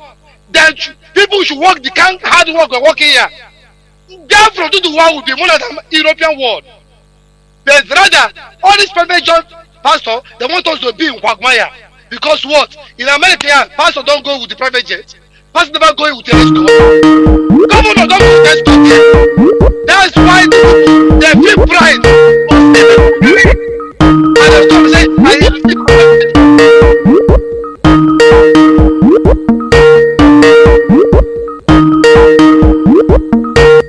Mazi, go on, please. Mazi, go on.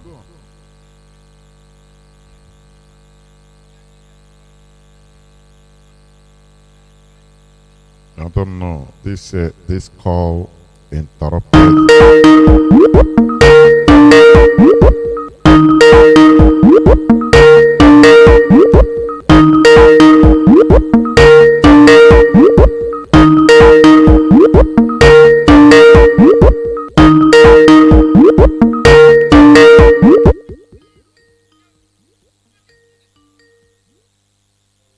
The call is coming, but I cannot even see the call. I don't know. Mazi Emeka, are you still there? Children. Go on. Yeah, I'm here, Mazi. Go on. Sorry. Yeah. What? Nigeria didn't offer nothing. Electricity. Electricity is the easiest thing a country can offer.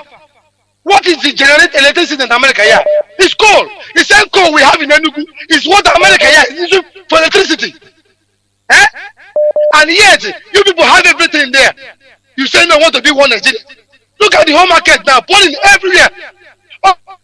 On Sunday, and then when the church in the kitchen, and people shouting Holy Ghost fire to quench the light. And somebody no fire service. No fire service. Fire burning. No fire service. Somebody now post a video in Facebook that fire burning in Israel, God of Israel, as a fire. And Israel, that is in the Bible, take fire service to quench the fire. But at their own, there is Holy Ghost fire, Holy Spirit to quench it. The church will burn down. And yet people can't even ask themselves the question. Ask yourself the question. Since I've been going to church, pray, let me tell you, prayer is not what will make you go to Obodo Oyibo. Prayer, the ambassador just want to give the visa. Not that your pastor pray you to get the visa. It's a lie. People in America don't pray for visa again. They go to any country they want to go because what? Their country represent them good. The country system is working. But Nigeria is not working. That's why people want to run. And Fulani want to take everything. The war is enough for people that reason. Look at our leader preaching yesterday. Our leader break everything to pieces. Yet many morons don't even know what is going on in Nigeria. Many morons don't even know. Look at our leader. And we say everything. Mazi, I didn't listen to our leader. I swear to God, I didn't listen to our leader to 5 minutes. Till today, I kick in to our leader agitation. But some people, they be preaching. They're just looking for selfishness, looking for what they will gain, looking for the post they will gain. When Biafra come, it doesn't mean when Biafra come, everybody now fly back from Obodo Oyibo. No? Look at South Sudan. Many South Sudan are still in America here. It's gradual process. But yet people say no, Biafra come, we go lose our house for Sokoto. You will lose nothing. Mazi, let me drop it here. Thank you. Thank you very much. Thank you. Caller on direct line, can you hear me? You have been calling, but I don't know. Yes. Caller on direct line, you never give up. Can you hear me? Mazi Johnathan. Welcome to the program. Can you hear you? The whole world is hearing you. Please, go on. Okay, sir. Mazi Johnathan, Udochukwu Fikabiama. Chimara Mahayama. Chahụ na-enweghị mbido, chahụ na-enweghị ọgwụgwụ. Chikere eluigwe ka elu ụwa ka ala dị mbọ. Chikere ihe niile kere eke mana adịghị onye kere ya. Udo ya dịrị gị. Ị ga-ahụ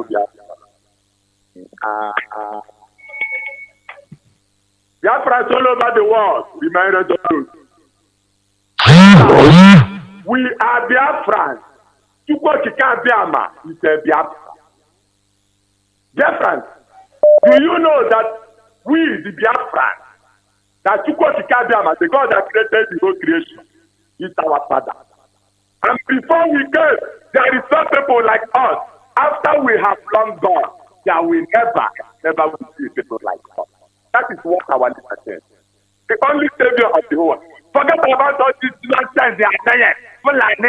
Yesterday broadcast, our leader just tell you people everything he wants to tell you. People don't know what is coming to people. Don't think that Biafra is just as an ordinary nation. The kingdom of heaven on earth, the God that created you, that gets sent. You don't know as a human being. Think critically. Can't you see Chukwu Okike Abiama? Do you know who Chukwu Okike Abiama is? Every human being on this planet earth, except our leader. You think that our leader come out here to come to tell us Chukwu Okike Abiama? He knows this Chukwu Okike Abiama. If all of you, if I ask you now, say, who is Chukwu Okike Abiama? You go keep talking. Anyone contact for land. All these governors, they say, let's go for him. They are now, they talk and say, everybody is there with their eye. I want to say, yesterday, broadcast, Fulani option is a devil alternative. Nothing will stop them. Men must die. So, dear friends, if you don't have God now, my God now, you don't have no leader. Oh, Supelo. I'm to say, what would someone allow God? Don't go and die. You want to know? Mazi Johnathan ewekwela iwe. Chukwu Okike Abiama ozi apụwala n'elu ụwa. Kama Pope Nukwe Adeboyo, TB Joshua, all of you that our leader mentioned yesterday and placed us on you. Let's 10. 2 Corinthians chapter 4, from verse 1 to end. Do you see verse 3, verse 4, verse 6, verse 7, and verse 18? You see verse 18 on the line. We are bringing the kingdom of heaven on the earth. Lord, you can only come to what they back in the city. The Faroshe, the side of Faroshe. I won't come to our city, Loben alive.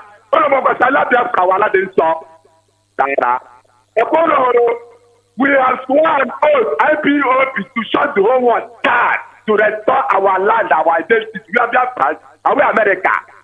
Dara. You see, 2 Kings chapter 23, from verse 1 to end, do you see verse 3, verse 5, verse 6, verse 7, verse 17 underline, and verse 21 underline? Only to quote Kikabia is the God of that. You see Isaiah chapter 48, from verse 1 to end. Do you see verse 2, verse 4, verse 5, verse 8?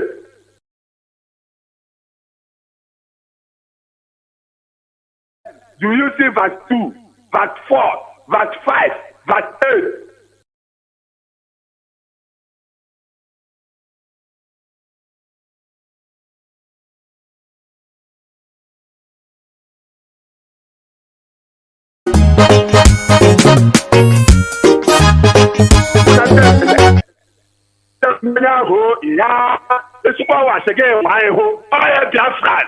Almost here, Biafra. There we caller Mazi, Pastor Jack, can you hear me? Pastor Jack, are you there? Can you hear me? Can you? Yes, I can hear you. Welcome to the program. Please go on. Thank you for. Thank you very much. Good evening. Yeah. Good evening, dear fans and lovers of freedom. Pastor Jack calling from my location. Okay, I want to start with the criminal Tinubu, the bullion van Tinubu, and the Fulani have started playing their politics as usual. Do you realize that the reason why you see these GOs opening their mouth talking rubbish now is Tinubu gave all of them money? At the same time, have you come to watch the media reportage this very time? Each time they report the activities of the unknown God, they will go and link IPOB somehow. They will say suspected IPOB. Have you been able to see all their headlines? What they write about IPOB. Now, today again, the Commissioner of Police of Lagos say that IPOB is planning attack in Oduduwa land. Can you just imagine that? They have tried all they could. They have watched that 2023 is around the corner. So they want to play smart as they always play to deceive you. Now, he said about 20 of such group that is talking about the Oduduwa agitators have been identified. They have been monitored. Now, finally, they come and link IPOB that IPOB is planning to attack some soft area in Lagos. Do you see that these people, like Dr. Apoki will always say, they are all soldiers on the game. In the game, they always play the same card. Each time they want to achieve something, they play that racial card, ethnicity card, religious card. That is what they always play.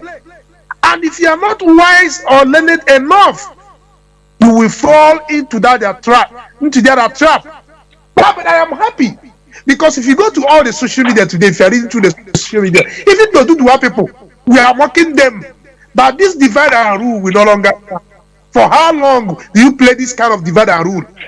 How many bandits have you gone to arrest?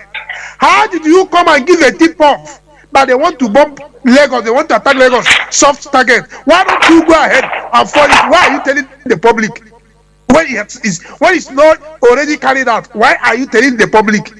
You should have gone professionally and with intelligence to find this particular plan and not coming to the media to whitewash your lies, to see who you can deceive, or to play the racial card as always, because they know Lagos is the epicenter of Oduduwa. So they want to see how their racial card, ethnicity card again, in order to incite Yoruba people against Biafra. But that has failed. They have given all those deals that any person, any man of God that you see that come out and tell you that Nigeria will not divide or Nigeria will be better. Know that he partook in collection of that money. Go and make it somewhere or go and make an investigation. Any person that you see come out and talk about the unity of Nigeria, know that he collected that part of the money from people. And watch their media, any media to the extent that Amnesty, the other night I was talking about what Amnesty reported. Watch the headline. He said headline.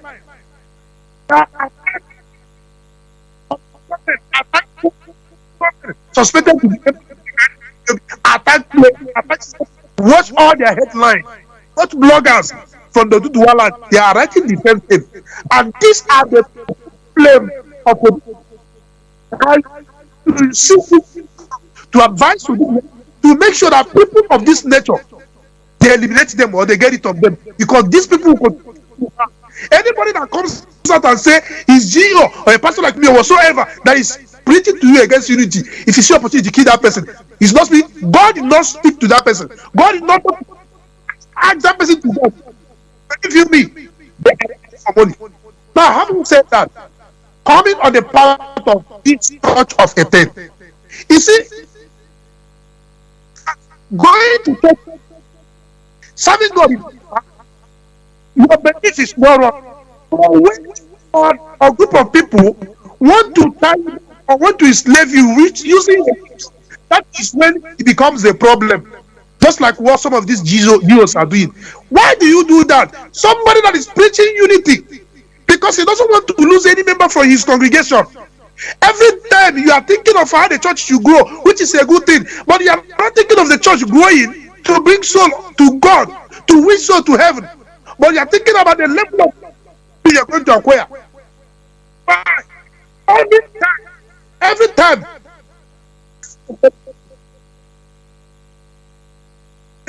From us, and more especially from those GOs, they buy aircraft, they build expensive school that you cannot attend. They plant more churches, but they don't build industry, they don't build factory. Where the masses school work. Now, what is actually they want you to benefit? If they actually love you, bring it to God. If you have problem, you come to church. Pastor, we advise, we counsel you and pray for you, and nobody will give you money. As it is in Nigeria, nobody will give you anything. You have to come back and sow a seed. Sowing a seed is not a sin. But instead of that man or that man, or to create a word of help, not the entire church members. And all the attack, all robbery happening, and the tyranny of the Fulani Janjaweed, those GOs can never speak against them. But anytime you see them, somebody is talking about the freedom of their people, talking about a referendum, a particular man of God will come out and tell you that unity of Nigeria will continue. That person is a criminal. He has partook in the Fulani Janjaweed. British control them. Most of these megas, are you aware that they do not pay tax to federal government?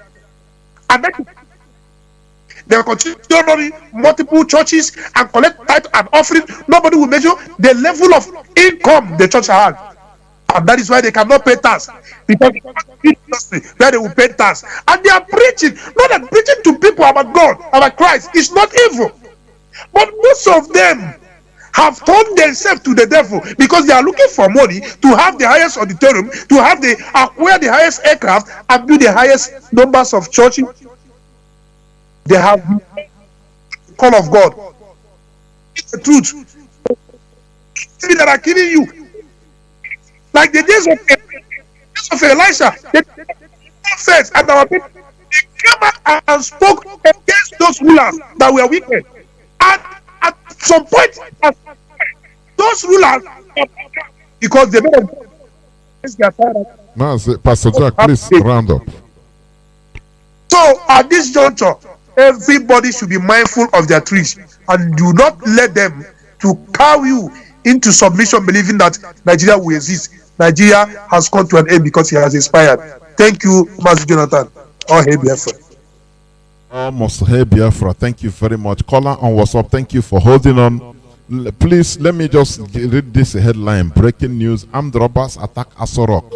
Red residence of Buhari's chief of staff. So they say it's armed robbers, but let me tell you, these are terrorists. You know, the cabals in Asorok. They have each one have their own terrorist group. So our leader say I can't say I will read the news later. I will read the news. The chief of army, chief of staff in Asorok, they say armed robber. Armed robbers attack him in his house and carry everything. And he ran away. They say it's armed robber, Gambare and Maikano. They abandoned their residence because of armed attack. Because each of them, what they are doing is the clash of the titans. Each and every one of them have their armed terrorists. They are using them for work. So they themselves. That is why they said before, Chinese, one Chinese rogue missile on space can fall in Abuja, Asorok. So that if terrorists attack Asorok, they will say, oh, a Chinese missile. You see, it's happening. Caller on WhatsApp, welcome to the program. Thank you for holding on. Thank you. Can you hear me? Caller on WhatsApp, can you hear me? Are you there?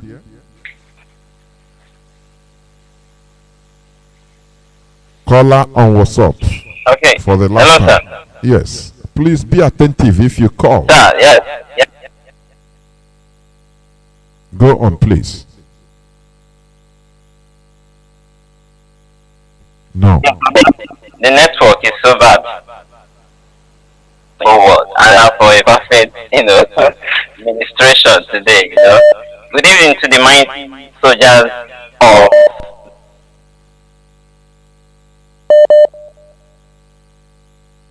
No, your network is so bad, honestly. Let me pick another call, please. It's reconnecting. Caller on WhatsApp, Mazi, can you hear me? I can hear you. Welcome to the program. Can I go on? Go on, please. Yes. This is what we are. Calls that come from the zoo. No, it's okay. Not, thank you for giving me. Calls that come from the zoo, nothing. It doesn't pass most of it. Look at it's what we are fighting against. All these things. Oh God, it's painful. Honestly, it's painful. Go on, Mazi. Am I the one you are talking to? Yes, Mazi Simon. Okay. Go on. Thank you for giving me this opportunity, Mazi Johnathan. That you could bless you, bless your family, bless our able leader, Mazi Nnamdi Kanu, wherever he may be. Bless his going out and coming in.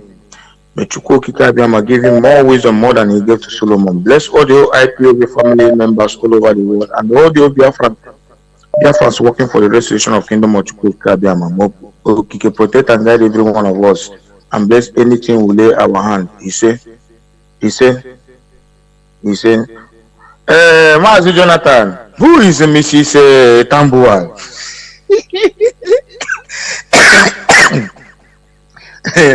Who ki dele giwa na baba? If you put Angida, now you talk. But we know who our leader is talking about anyway. Mrs. Tambuwal. Those they promise a presidency or vice president, but now they are relegating them to house girl. But no problem. Mazi, there is something our leader said yesterday, and he touched it a little bit because I was surprised when he was talking about TV video show, because I know our leader don't normally attack all these GOs, all these CEOs. But anytime he talk, there's something made him to talk. Mazi, do you know, I heard you say something like that because I know it, but sometimes our people will say, how can Sultana of Sokoto is supreme leader of anything? Religious leader, so Muslim leader, so he is in charge of traditional rulers. He is in charge of all. Only fools. All. I want our people to know this. Another thing our people don't know. Since this jihadist movement started, it started in church. Most of all these GEOs have been converted secretly. Mazi, a lot of things have been gone wrong deeply, which every Dick and Harry was in blind, and they don't know except the coming of IPOB and Mazi Nnamdi Kanu and Radio Biafra. This is only platform gave you chance to come and say it the way it is. So when you hear the talk meeting, all this man of God talking about one Nigeria, we are directed ordered to say this thing. You see all these GOs, all these they're just CEO of a company, them and the family. Why he will not pray for continuation of one Nigeria? Why he's telling the congregation that their own reward is in heaven? What kind of fraud is this? You see your pastor with in one room, he will knock Bacha from Bacha. I could remember those days, 1992, when TB Joshua started news. These people are there to rob public because Mazi, you can imagine in Nigeria where people go and pray for light, where people go and pray for good road, where people go and pray for water, where people go and pray for visa. I have asked one man one day when my junior brother wanted to travel those days, 2006. I said, anybody I will believe that is man of God is a man that will tell you, go to embassy, they will put visa in your hand. That is why I will believe that he's the one that pray for you. If your document is not complete, they will not give you visa. That is by God. Our people listen to lie. And Nigeria don't know that they are, God have forsaken Nigeria because there's no prophet to tell them what is coming ahead of them. If you look in olden days, in Bible, those days, there is any country God want to save, He will give them a prophecy by one of the prophets. Who are the prophets now? Any one of them prophesied because of tithe and offering. The TB Joshua, go and check the confession one girl give about TB Joshua.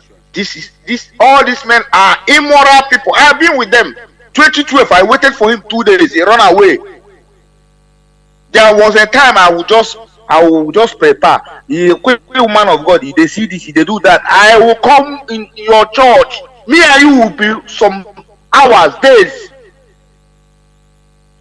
The last one I did was the one, this one in Mbeno, the Reverend Father, the one that later to throw out lizard. I decode that one in 2014. Tell people this man is fake. I tell people my immediate brother is alive. If he's listening, he will know what I'm talking about. After they do all this wire with me, after they go and invite Jim Ike and do all this wash, man of God, all this rubbish they are doing there. Leave all these people. Anybody listening to these people, that person will go to hell immediately because you know the Spirit of God have left these people. All. Because when I stop going to church, people think that I lost it or something is wrong with me. Because when I met one program of this Emmanuel Bosso, I don't know where that guy is. Because that time I used to go to Redeem Church was the last church I go. Before I know that these people they call Christian are one of the unorganized people. They don't even have money. They don't even have coalition force. They leave what they tell them to come and do and start chasing prosperity. They don't have army. They are not together. That's why when you look what is going on there, my brother, you cry. Except Chuku Okike Abiyama brought up Mazi Nnamdi Kanu and IPOB. We won't be here today. Them shouting church.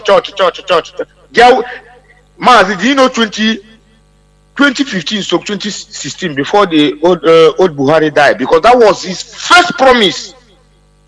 That was the first promise of Buhari to complete this Islamization agenda. This our sister that died, Waka Waka. There is information he gave us that time during that 2015, and that was during that time they arrest our leader newly. Before we start shouting, Amen. Our people, well, God always it is ordained and destined that Chukwu Kike Abiyama will save them, because what IPOB is doing is not only for Biafra or for we alone. We are doing it for black race, for humanity, because all this secret is coming out in IPOB. Who could have the mind to say it? Sultana of Sokoto is the supreme leader of every pastor church there. If you don't accept it, they will destroy you. Unless you never grow.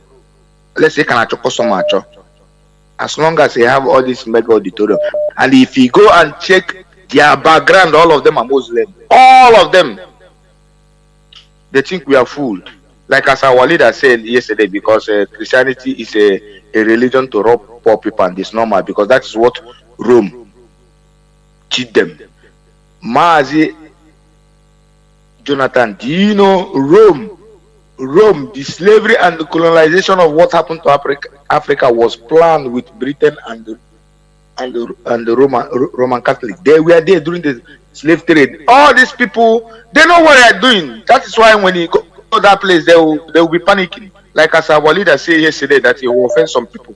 But truth must be told. I still know there's those Chukwu Okike Abiyama called, the real men of God, those Chukwu Abiyama called to do his work. They are still here and they will speak, and when they speak, Chukwu Okike Abiyama will hear, because if it is not, Chukwu Okike Abiyama won't be fighting for us, because when we call him, he listen. Mazi, thank you for giving me this opportunity. I want to send this strong message to anybody, because I really show favor. Hope Uzodinma. If anyone know who Hope Uzodinma is, should go and tell him to back out or back off, because if he puts a direct threat to Biafra restoration, will come against him. Thank you for giving me this opportunity. All hail Biafra. Sign off from here. Almost hail Biafra. Thank you. We must continue. What is happening? Our people should be liberated from mental slavery. It's the hardest thing to do. When our leaders started, Colin was so please, I will come, just hold on, I'll come to you. When our leaders started broadcasting on Radio Biafra, many people will call and say, no, hey, don't talk about religion, no, it will scatter also, please. And our leader said, if we cannot talk about religion, which means we cannot talk about Biafra, because it's synonymous. We need to liberate ourselves from mental slavery. Caller on direct line. Caller, what's up? Hold on. Let me. Caller on direct line. Can you hear me, please? I can hear you, Mazi Chinedu. Welcome to the program. Thank you very much for accepting my call this evening. This is Frank. Please, can you raise your voice? Raise your voice a bit. It's so low. I said this is Frank Uche from Ezinistagwa, Mazi Chinedu. There, welcome. Thank you very much. What I want to say this evening is that I am grateful for the eye-opening people have been doing to us. We that are listening, that have been following you people all this while. I am very, very grateful for the eye-opener. Can you hear me? I'm very, very grateful for the eye-opening people have been doing to us. I'm grateful, even if others are not grateful, I'm grateful. What I'm trying to say this evening is that we are under slavery. We are under slavery. Because the leaders of the churches, they will tell you, bring money for this, bring money for that. They will build schools that are under the church, but their children cannot attend the church.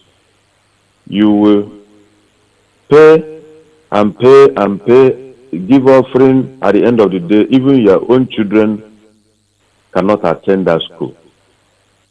What I'm trying to say is that our leader must not be discouraged. Mazi Nnamdi Kanu, anywhere he is, kudos to you. Don't be discouraged. You know, when Moses fought against Israel, an Israeli and an Egyptian that were fighting, he came and killed the Egyptian and left the Israel.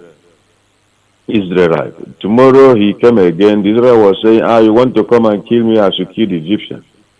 But that did not stop Moses from what he was doing. This is a God call. Don't despise it. Continue. Don't listen to anybody that have been distracting you. Anything you will succeed in life, there must be distractors. But I want to assure you that those that have been distracting you, at the end, they will come to advise you. They will come to encourage you. They will come to praise you. And my prayer this night is that God will grease your elbow so that you will never give up. Thank you for giving me this chance. Thank you very much. Thank you, my brother. Thank you. And remain blessed. Caller on WhatsApp, thank you for holding on. Please, caller on WhatsApp, can you hear me? Start by giving us your name and where you're calling from. Welcome to the program. Yeah, thank you very much, Mazi Johnathan, for giving me such an opportunity to call into your program tonight. And I bring greetings to Biafrans all over the world. My name is Obinna. I'm calling from London.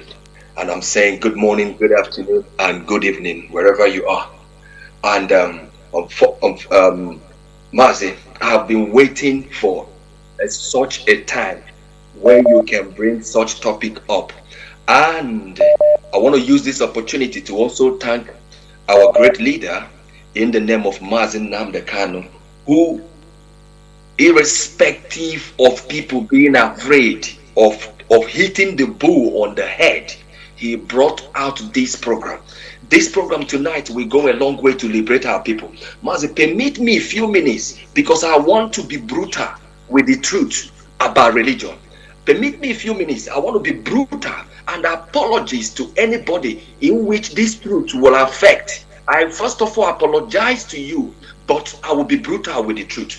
Mazi, first of all, before I delve into debunking a bit of this religion, I want to share with you what TB Joshua said to tell you how criminal all of these that the GOs, these business-minded people that parade themselves as a God bearers on earth. He said Nigeria is in a huge trouble is coming. That's his prophecy, and no human being will withstand it unless you don't have a hand in that trouble. There is a cloud that covers Nigeria. The cloud of crisis, murder, killing, destruction covers Nigeria. The cloud will go, Nigeria will remain. Let me tell you, these guys are non-entity. They know nothing. They receive no single message from God. We already know in the past few years, Nigeria is in crisis. People are dying, killing are going on. A lot of destructions are going on. TB Joshua bringing it to you as a prophecy is a criminal act. These people are criminals. These people are fake prophets. They have no business staying there in the business, in what they are doing. But I don't want to go into detail about him because I might destroy him more and more. This thing goes along with every other person that parade themselves as CEOs or GOs or daddy GOs and all of that. They know nothing about religion.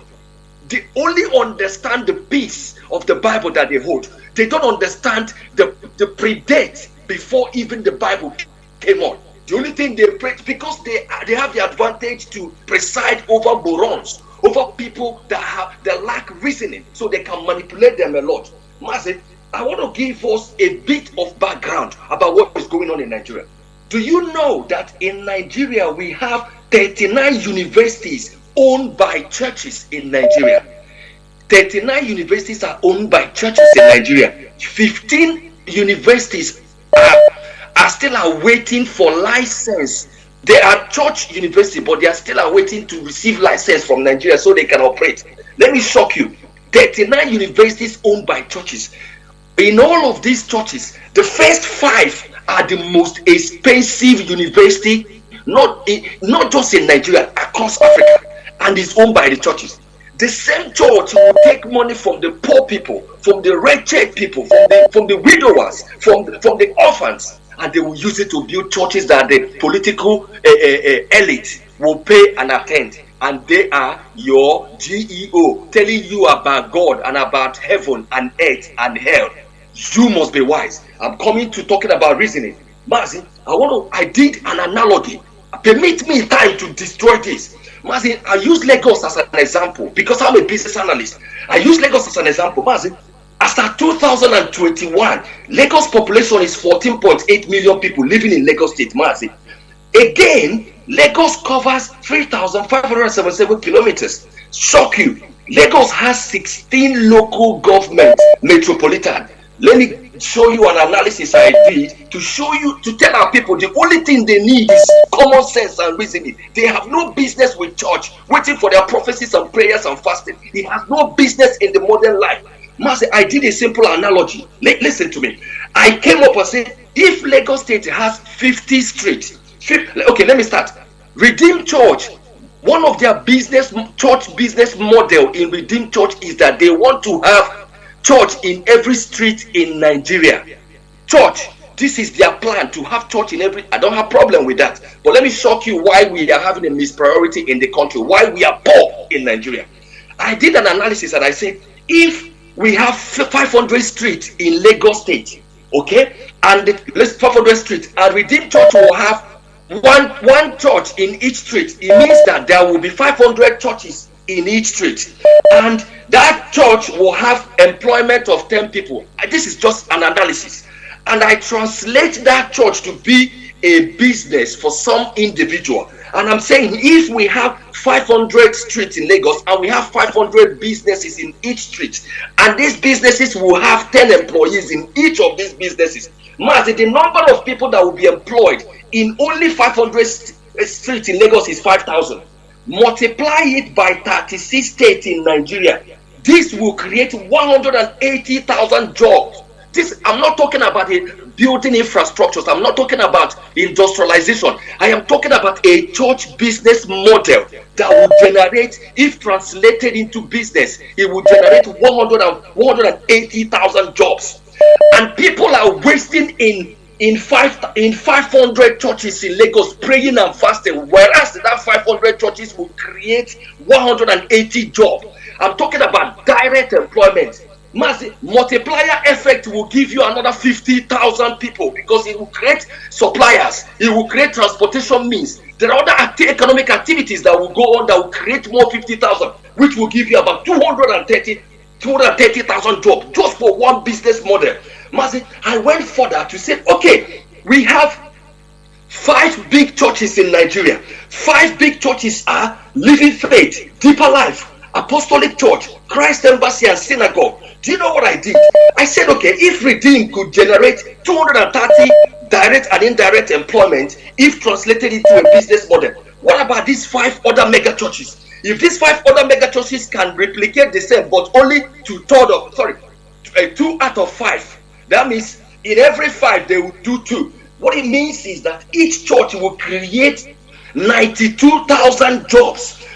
When you multiply it by the 5 big churches, they will create 460 jobs. Add it with Redeemed Church alone, 6 churches put together will create over 690,000 jobs, Mazi, in a single year, direct and indirect. And people, and this employment are what the youth are lavaging in the church, praying and fasting and wasting their destiny, because people that call themselves man of God is deceiving them. He's deceiving them about religion. He's making them to pray and fast and pray and fast and pray and fast. They have been praying for a number of years. Nothing has changed. But if they replicate this model, there will be job everywhere. You don't need to own natural resources. You can create job. Mazi, permit me to move to another chapter of this phase. Please give me 1 or 2 more minutes. I want to finish this. Mazi, I want now, people, do you remember the Enlightenment era in Europe? In the late 17th centuries and the 18th centuries, there was this revolution of enlightenment that came and befell on Europe, because Europe were extremely religious. Around mid-17th century backward, they were living in religion. The stage where Africa is was the stage where Europeans were. But they met the Enlightenment stage, Enlightenment era. In the Enlightenment era, they call it the Great Age of Reasoning. The only thing lacking in Africa is that we need to. Mazi Nnamdi Kanu has brought out the platform where all of us will begin to teach our people that what we need is a revolution for the great age of reasoning, not a revolution of praying and fasting. You don't need that. It doesn't develop city. Mazi, let me tell you one thing. In the great age of reasoning, I will explain this to us. He says it's defined as the period of rigorous scientific, political, and philosophical discourse that characterized European society during the long 18th century and thereabout. Mazi, one key thing I want to bring into you is this. There are three central concepts Enlightenment era depend on. The pillar of Enlightenment era, Mazi, you know what? One is reasoning. Our people lack the capacity to reason. If they somebody needs a job, he's going to the church to pray. Why you need to learn skills, develop your skills, then you will get a job. You don't need to go to church and pray and get a job.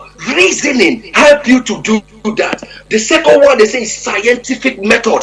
During the Enlightenment age, Europeans they don't want to depend on the church anymore. God or Satan or whatever. No, they said anything that does not pass through reasoning, scientific method, and the third one, the progress, is no longer part of our philosophy. That is how Europe changed and developed, and they centered all their development on human being. Mazi, to wrap up, on the Enlightenment, the motto of the Enlightenment is have the courage to use your own understanding.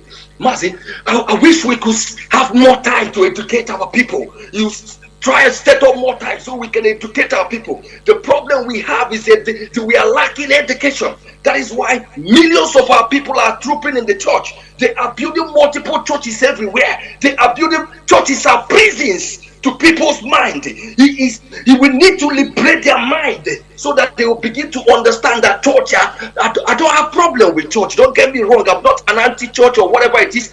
Religion is a private enterprise. Do it on your own terms. Forget about the evangelical religion where you are convincing people. Please, to wrap up, we want to raise great thinkers in Biafra. My submission finally is that when Biafra comes, Mazi, one of my submission will be that we are going to introduce a subject in the primary school and the secondary school that will be called reasoning. That subject you must, in fact, you see now that you must pass English and maths before you graduate. No. You must pass reasoning before you move to secondary school, and you must pass reasoning before you move to university, because reasoning will bring liberation. It will salvage every part of our people, and we will become wealthier nation, not just in Africa but across the world. Thank you so much for such opportunity. I don't have time to destroy furthermore or the religion aspect, but I will give other people opportunity to speak. Master, thank you for such an opportunity to talk on your program. And I hope our people will continue to listen to you. Listen to Radio Biafra. Listen to Mazi Nnamdi Kanu. Every minute, listen to him. He brings hope. You don't have to like his method.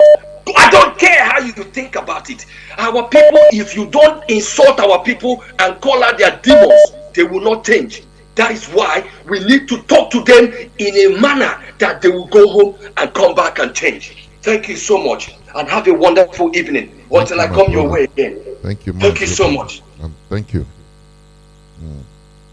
You know, there is something. Okay, let me pick this call again. Caller on WhatsApp, welcome to the program. You called before and you were wasting time. Please go direct and stop listening to your device. Talk to me through the phone. Go on, Mazi. Yes, sir. Good evening, sir. Welcome to the program. Go on. Yes, my name is Carlo Nnamoste. I'm calling from Abreba to be precise. Welcome. Go on. Okay, thank you. So, first of all, I want to recommend my able leader, Mazi Nnamdi Kanu, for what God has been using through this race. I say, may Almighty Elohim continue to strengthen him in all his devils.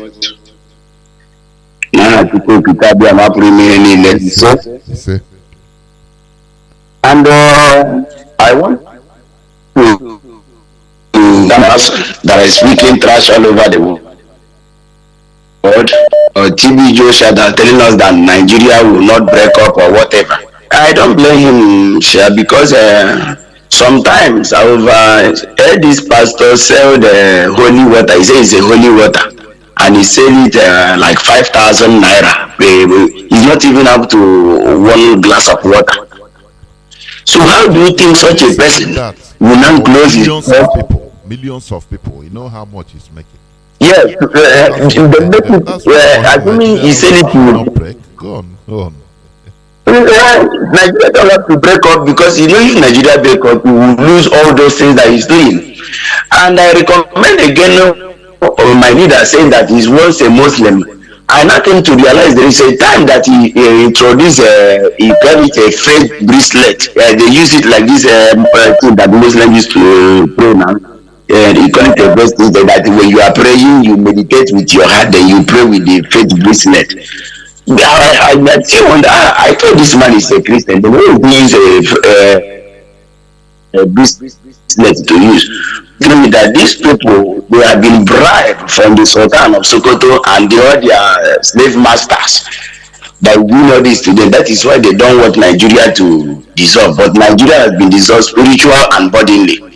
Now again, I want to take my leader Mazi Nnamdi Kanu to, according to my Bible, Judges 7 verse 22. And that place is saying when Gideon fought, because Gideon fight a war. These people that is telling us we should stop or non-government, we should stop this, they are just talking trash. Because Gideon fought a war. Even when Gideon was going to the war, God told him that the people are with you are many. So that Israel will not say that my hand did not deliver them. Reduce those people. Any man that is fearful, let him go back to his house. Then Gideon reduced those people, and God still say that these people are too many. Now I want to tell my leader that even the ESN that is on ground now, and whoever we are working with these people will make our Biafra with no man interfering left or right. The two I'm taking to my leader is, and the Bible said that after they blow their trumpets and break the pitchers on their hand, and he shouted the sword of the Lord, the sword of Gideon, as Mazi is shouting the sword of the Lord, and we will reply the sword of Mazi Nnamdi Kanu. And 22 says, and the Lord set every man's sword against his fellow. Well, I can see again, according to my leader. So I know very well that God is working perfectly, and in everything God does, He is no where He's going. God is where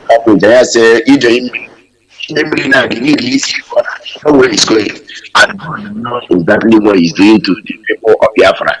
So I thank you very much for the teaching of this night, and wherever you just say, may God of glory have dominion and majesty. He said,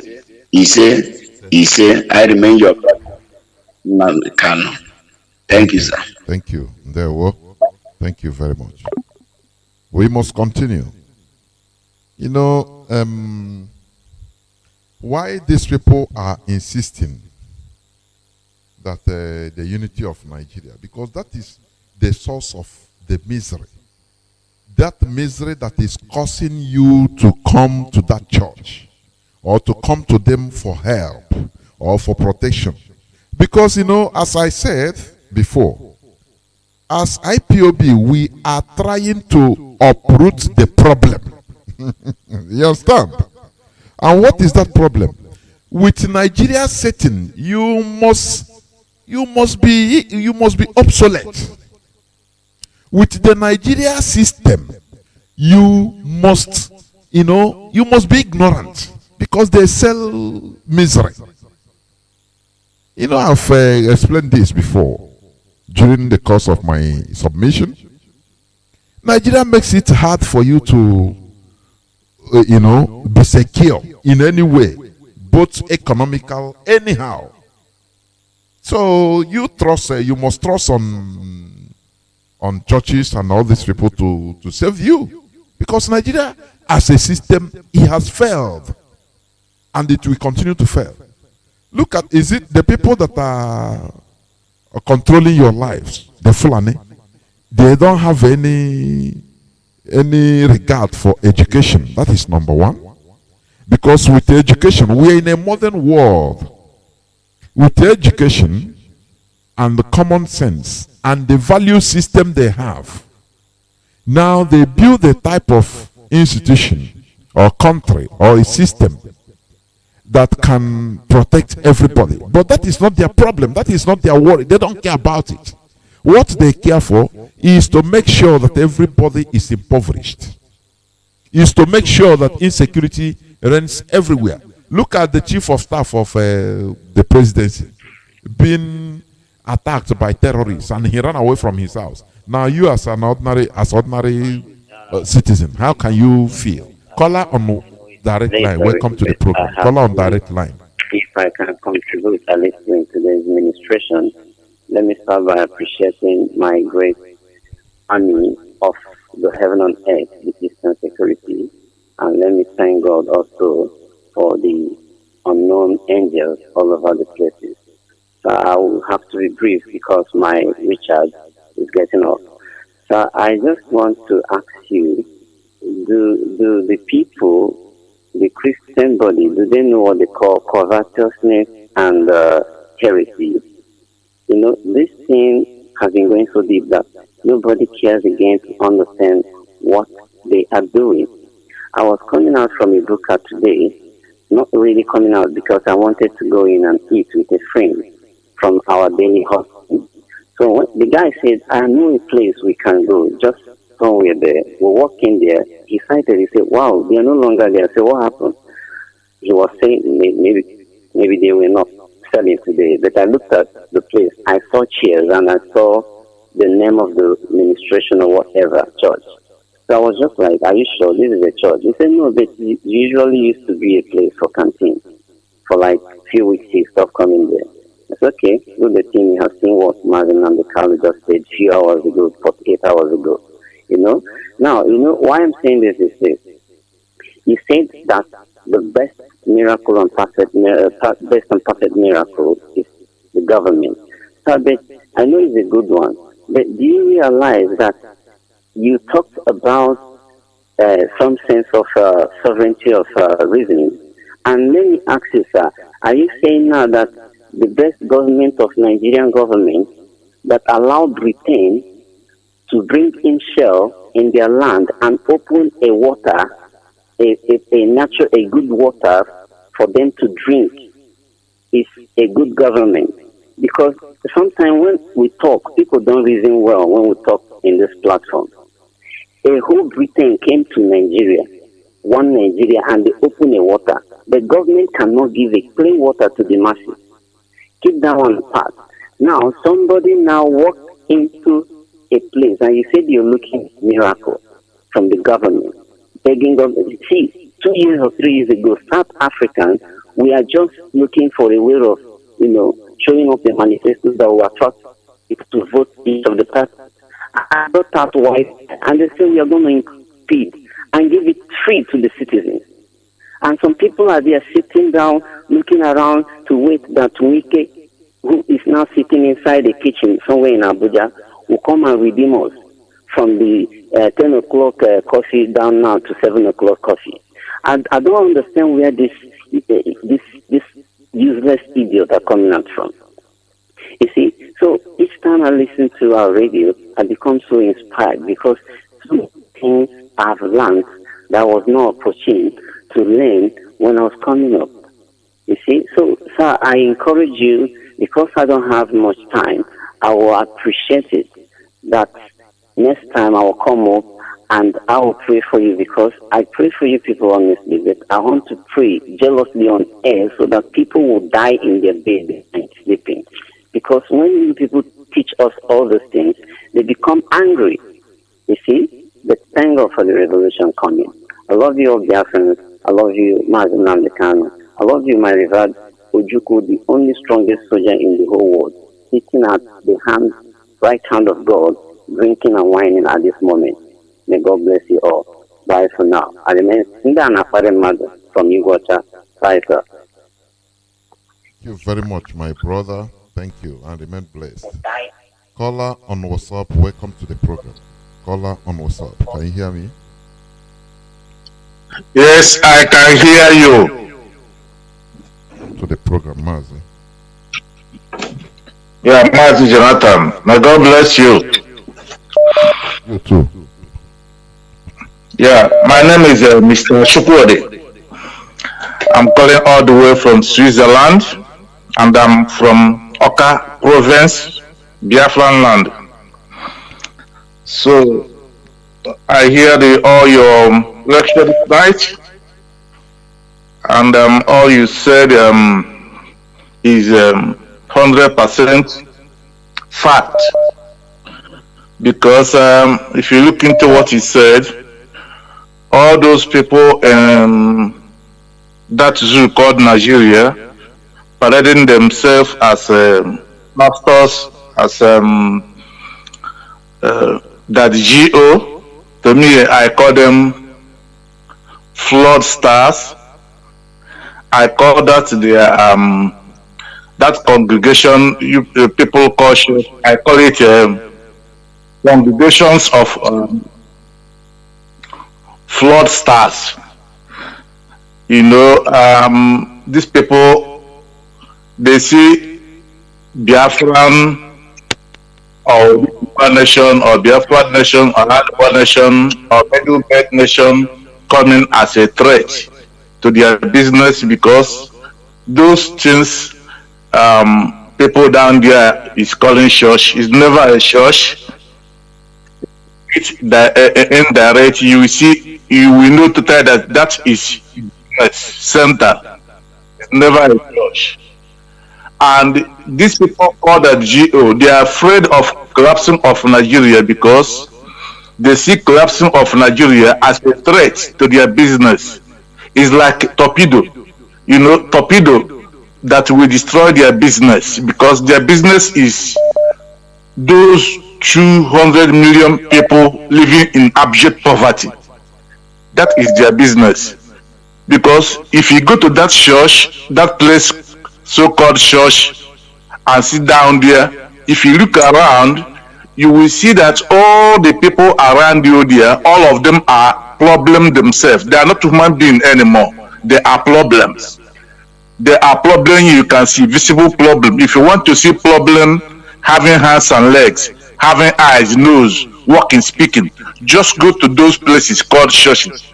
You will see that everybody you see there is problem, and this is not natural problem. This is man-made problem that could have been solved if there is a government.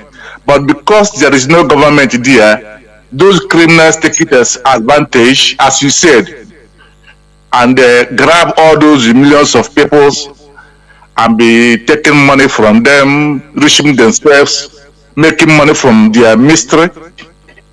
So anytime you talk of people getting independence, freeing themselves, they become afraid, because they know that when people are free, job will be created and people will no longer be there. People will go to the work. From example, here I'm living now, Europe, you know, here is a civilized world. Maximum hour here is 80 hours. If you work 9 hours, that means you are working overtime. If you work it Monday to Friday, sometimes even your boss will ask you to come on Saturday to do some kind of works. So if you work it a month or two, you don't even have time to wash the plate in your house, to sweep your house, even to sleep complete 6 hours or 5 hours in a day. Talk less of remembering where church is. I'm talking of here, civilized world. Then if you go to Asia, something like where the zoo go to borrow money, like Japan work 18 hours. After so much pressure from Europe, they come down to 14 hours. I think South Korea is working now before 18 hours. Now they come down to 14 hours. Even China is living in factories. China are just taking their boxes, their clothes, everything. They go to factory, they live there. So there's no time for church there. So, and Nigeria go to those places to borrow money upon all those that GO. So this is, they are afraid. They know that when Biafra come, there will be no church here anymore. Mazi, let me come in here. Can you hear me? You know what you said now. You know, what we teach here is common sense for people to reason. Imagine Nigerians are fasting and praying, going to church from morning and mosque from Monday to Friday, praying every day, fasting. But they still go to places whereby They don't even know what is church. To borrow money for help. To build the railway lines, they invite those people that, those people that don't know what is church to come and do it for them. Now, why people shouldn't have common sense and say, look, why not we create this type of system? Because that is the main problem. To create a system whereby, good governance is making people, developing human resources. That is it. To make people feel who they are, who they're supposed to be. Not using religion to stuff everybody's brain, so that, superstition. That is, in Nigeria, they create imbeciles. They create zombies and morons and stupid human beings instead of developing them. That is why Nigeria, how much Nigeria is owing today, how many trillions of naira they are owing to people that don't have even church, that are fighting against, they don't care about church and pastor. So that is common sense we want people to develop. Go on, Mazi. So, my brother, this is what our leader preached yesterday, and this is what he preached also today. So, those criminals, they are afraid of collapsing of Nigeria. This is why all of them is coming and be making statements. I think Osiban just said if Nigeria collapse, we will look for visa to go to Kano. There's one man from Arise News. The man from Arise News, I forget the name of that man. He's very, very black. I think it's their boss there. He says we have a shop in 777 local governments in Nigeria, that we should not leave the whole shop and go and become Biafra. And so all this TB Joshua come and say he see this and see that, but all of them, they are afraid. But our leader, we know what we want. Our leader have open the eyes of everybody. We want Biafra, whether they want it or not. Whether if Biafra come, this one will happen. What we want is Biafra, and this is what we will get. So whatever they are doing, we must get Biafra. This is what my contribution this night. I thank you so much for enlightening our people, and I thank our leaders so much too. And I pray, may God help all of us and keep all of us alive until we restore Biafra in our time. In Jesus' mighty name I pray. Amen. Caller on WhatsApp. Welcome to the program. Caller on WhatsApp. Can you hear me? Good evening. Come to the program, Mazi. Okay, thank you very much. My name is Chukwu Emmanuel. I'm a native of Ishago, Ebonyi State, Biafra land. I greet you, Mazi Johnathan. I greet my leader, our leader, Mazi Nnamdi Kanu, for a time like this. Honestly, this topic of religious leaders in Nigeria is the worst thing that can happen to that evil country. These mega churches, headquarters from Lagos, you know what I'm talking? All these churches from Deeper Life, Redeem, Fire on the Mountain, all of them are agents of Fulanization and Islamization, because all these people are from Muslim.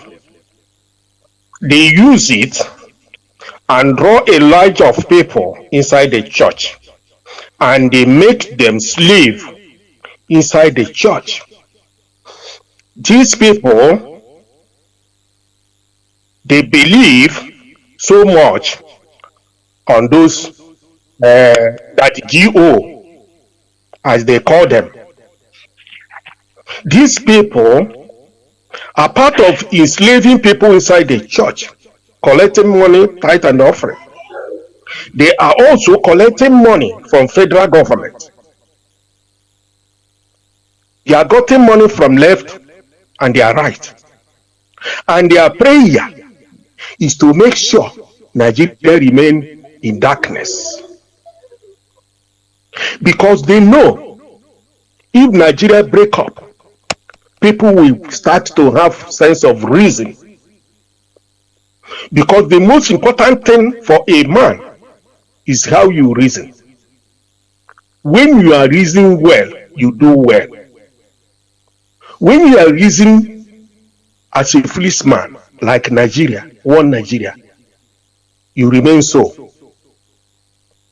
Tell me how somebody will come, say is a man of God. He will continue lying. Tell me how somebody will come, say is a man of God. He will continue lying. Tell me how somebody will come, say is a man of God. He will continue lying. Tell me how somebody will come, say is a man of God. He will continue lying. Tell me how somebody will come, say is a man of God. He will continue lying. Tell me how somebody will come, say is a man of God. He will continue lying. Tell me how somebody will come, say is a man of God. He will continue lying. Tell me how somebody will come, say is a man of God. He will continue lying.